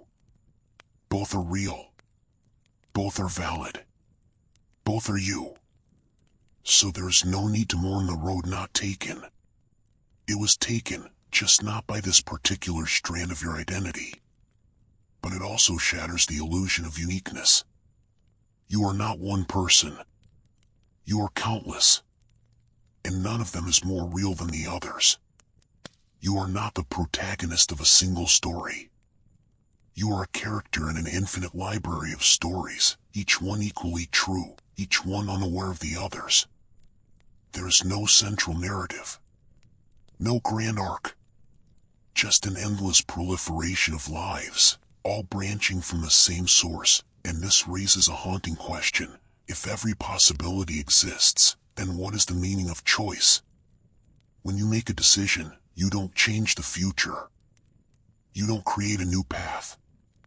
You simply follow one of the infinite branches already encoded in the quantum structure of reality. You don't eliminate the other options, you just stop experiencing them. The moment you choose to stay awake instead of sleeping, the version of you who falls asleep continues in another world, just as real, just as valid. You don't erase them. You just stop being them. It's not freedom. It's selection. And yet, from your perspective, it feels like freedom. You still weigh your options. you still feel the weight of responsibility.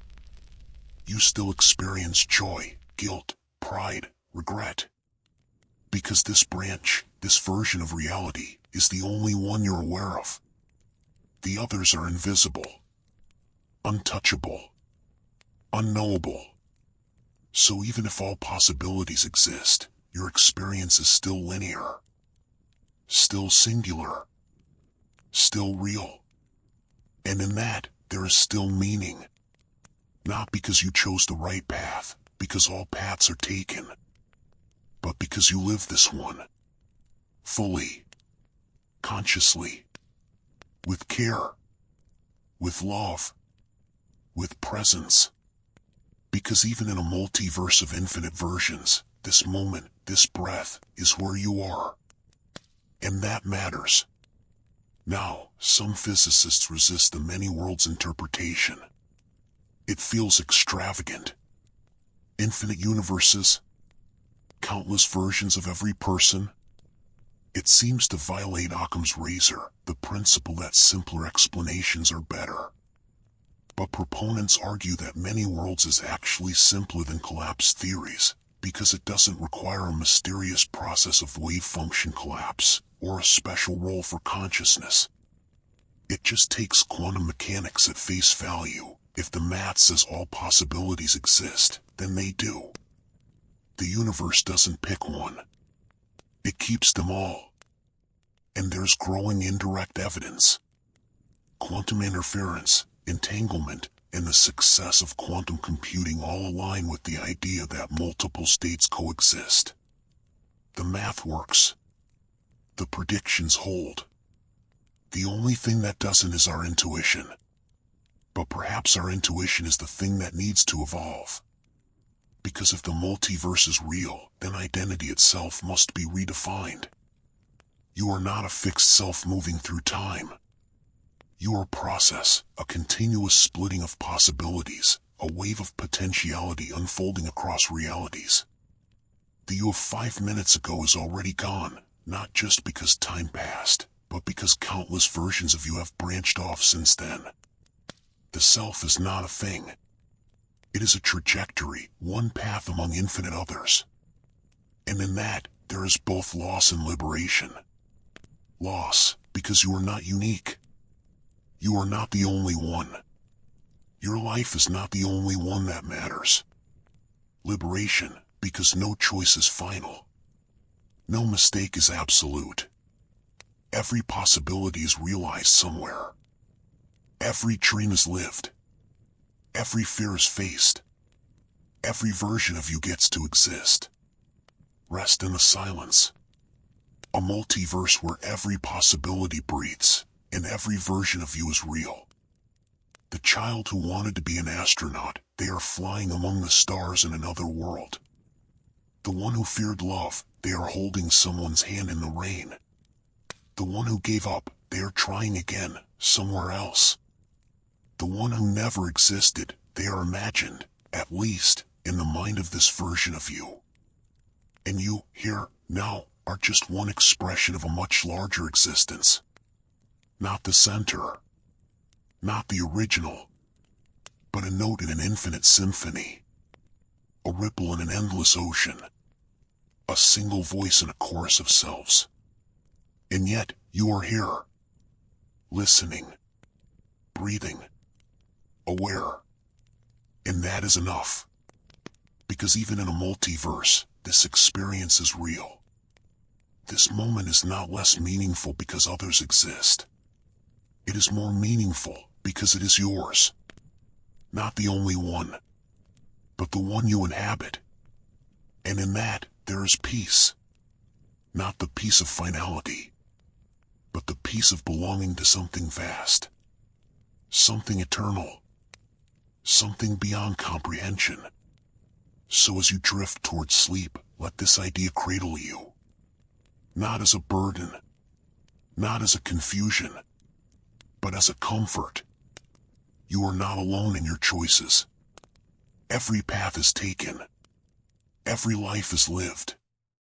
And somewhere, in a world just a quantum fluctuation away, another version of you is also listening. also breathing, also letting go, also falling asleep to dreams of other worlds. And if time branches, loops, and may not even exist, what does that mean for the self? For identity? For the story you tell about your life? Let's close with the most personal paradox of all. You are not a fixed entity. You are not a solid thing, unchanging, permanent, a soul in a body, a pilot in a machine, a watcher behind the eyes. You are not the same person you were 5 years ago, or 5 minutes ago, or even 5 milliseconds ago. Your cells have replaced themselves. Your thoughts have shifted. Your memories have been rewritten. The neural pathways that fire when you say I are not the same ones that fired yesterday. And yet, you feel like you. There is a continuity. A sense of identity. A thread that seems to stretch from childhood to now, from past to present, as if there's a central you moving through time, witnessing, choosing, enduring. But what if that thread is not real? What if the self, the I that feels so certain, so immediate, so undeniable, is not a thing at all, but a story? A narrative your brain constructs to make sense of a constant stream of experience? A fiction woven from memory, anticipation, and the illusion of continuity, a story so convincing that you forget it's being written in real time, moment by moment, like a novel composed sentence by sentence, with no author, no plan, no final draft? This is not a new idea. Philosophers from Hume to Nietzsche to Buddhist thinkers have long questioned the existence of a permanent self. But modern neuroscience has given it startling clarity. Studies of patients with severe memory disorders, like Clive Wearing, the British musician who, after a viral infection destroyed parts of his hippocampus, lost the ability to form new memories, reveal something profound. When the timeline breaks, the self vanishes. Waring would wake up every few seconds convinced he had just become conscious for the first time. He would write in his journal, "I am now truly awake," only to write the same sentence minutes later, unaware he had already done so.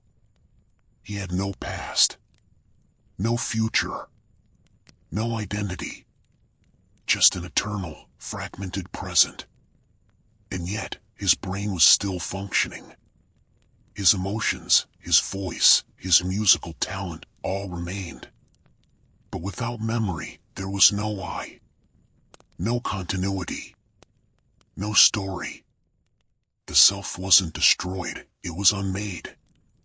Not because the brain was broken in a mechanical sense, but because the narrative structure that holds identity together, the sense of being a person who persists through time, had collapsed. This suggests that the self is not a thing you have, but a process you do. It is not located in a single part of the brain, like a homunculus watching a screen. It is distributed, dynamic, and constructed. It arises from the brain's relentless effort to create coherence out of chaos, to take the flood of sensory input, emotional shifts, and fleeting thoughts, and stitch them into a single, continuous character, you. We build this character from 3 main ingredients: memory, anticipation, and narrative continuity. Memory gives us a past, a beginning. Anticipation gives us a future, a direction. And narrative continuity, the brain's ability to smooth over gaps, ignore contradictions, and impose order, gives us the illusion of a stable identity moving through time. We say, "I was a child, I became an adult, I will grow old," as if there's a single entity that has remained constant through all those changes. But in truth, the child is gone. The adult is changing. The future self does not yet exist. What remains is not a person, but a biography, a mental model, a story we tell ourselves to make sense of experience. And like all stories, it is edited. It leaves things out. It exaggerates. It creates heroes and villains. It assigns cause and effect where there may be none. It turns randomness into destiny, accident into meaning. You remember the moment you fell in love as fated, as if the universe had been guiding you there, but in reality, it was a series of small, unplanned choices, chance encounters, neural firings influenced by hormones, weather, and forgotten memories. The story makes it coherent. The self makes it personal. But the self is not the cause, it is the result. Even your body, which feels so solid, so yours, is not the same one you had years ago. Every cell in your body, skin, blood, bone, has been replaced multiple times. The atoms that make up your hand were once part of the earth, the air, the food of strangers. You are not a static object. You are a process, a temporary arrangement of matter and energy, flowing through time like a wave through water. And yet, you say I. You feel ownership. You feel continuity. Why? Because the brain insists on it. Without a self, there would be no one to experience pain, to seek pleasure, to survive. Evolution favored minds that could project a stable identity, one that could learn from the past, plan for the future, and maintain social bonds. The self is not truth. It is utility. A survival mechanism. A cognitive shortcut that allows you to navigate the world without dissolving into chaos. But what happens when the conditions that sustain this story begin to unravel? In deep meditation, under psychedelics, in moments of awe or trauma, people report the self dissolving.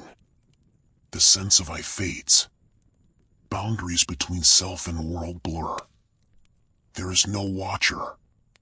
No observed. Just pure experience. No past to regret, no future to fear. Just being. And in that state, many describe a profound peace, not because they've achieved something, but because they've let go of the burden of being someone. This suggests that the self is not only constructed, it is optional. Like time, it is not fundamental. It is emergent. It arises under certain conditions, when the brain is in its default mode, when memory is intact, when the world demands a coherent agent. But it can be suspended. And when it is, what remains is not nothing, it is everything, experienced directly, without filter, without narrative. And if time is an illusion, as we've explored in this journey, then the self, which depends entirely on time, may be an illusion too. The self requires a past to remember, a future to anticipate, and a present to inhabit. But if time is not linear, not real, not even fundamental, if it is relative, emergent, or entirely absent at the deepest level, then the self has no foundation. It cannot endure, because there is no time in which to endure. It cannot change, because change requires sequence. It cannot be, because being requires duration. You are not a person moving through time. You are time, or rather, you are in time, as a process, a flow of experience without a center. Like a river, you are not the water is constantly changing. You are not the banks, they shift with erosion. You are the movement itself. The act of flowing. The pattern of change. And just as the river is not a thing, but a verb, so too are you not a noun, but a happening. This is not nihilism. It is not the denial of existence. It is not the claim that you don't exist. On the contrary, it is an affirmation of existence in its purest form. Without a fixed self, there is no need to cling. No need to defend. No need to fear loss. Because there is no you to lose. There is only experience, arising, passing, changing. And in that, there is freedom. Without a self, there is no regret for the past, because the past is gone, not just in memory, but in identity. There is no anxiety about the future, because the future is not yours, it belongs to other versions, other branches, other moments. There is only this, the breath, the silence, the stillness between thoughts. And in that stillness, you are not less. You are not erased. You are released from the burden of being someone, from the weight of identity, from the story of who you are, who you should be. You are not enduring. You are unfolding, like a flower opening in the dark, like a wave rising from the sea, like a note emerging from silence. And this unfolding is not personal. It is not yours. It is simply happening. You are not the author. You are the writing, not the reader, but the reading, not the dreamer, but the dream. And in that, there is peace.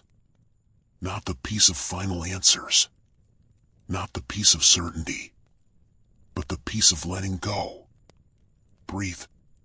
Let go of the story. Let go of the I. Let go of the past. Let go of the future. Let go of the need to be someone. Just be in this timeless now. Not as a self. Not as a person. Not as a mind. But as presence. As awareness. As the quiet hum of existence, beneath thought, beneath time, beneath name. And as you drift towards sleep, know this. So perhaps time isn't what you think. Not a river, not a line, not even a block. Maybe it's a dream the universe dreams to make sense of itself. A story it tells to turn chaos into meaning, randomness into rhythm, change into continuity. And you, this version of you, reading these words, feeling this breath, are part of that dream. Not the center. Not the end. But a moment in it. A flicker. A whisper. A single note in an infinite, timeless song. And whether time is real or not, whether the self is illusion or truth, this moment, this breath, is all you ever truly have. Not to hold. Not to keep. Not to understand. But to be. Fully. Completely. Here. Now. And as the words fade, and the silence deepens, and the mind begins to soften, let it go. Let go of the need to know. Let go of the need to be. Let go of the story. And sleep. Not as a self. Not as a thinker. But as the quiet. As the dark. As the stillness. As the endless, gentle now. And in that, you are not lost. You are home.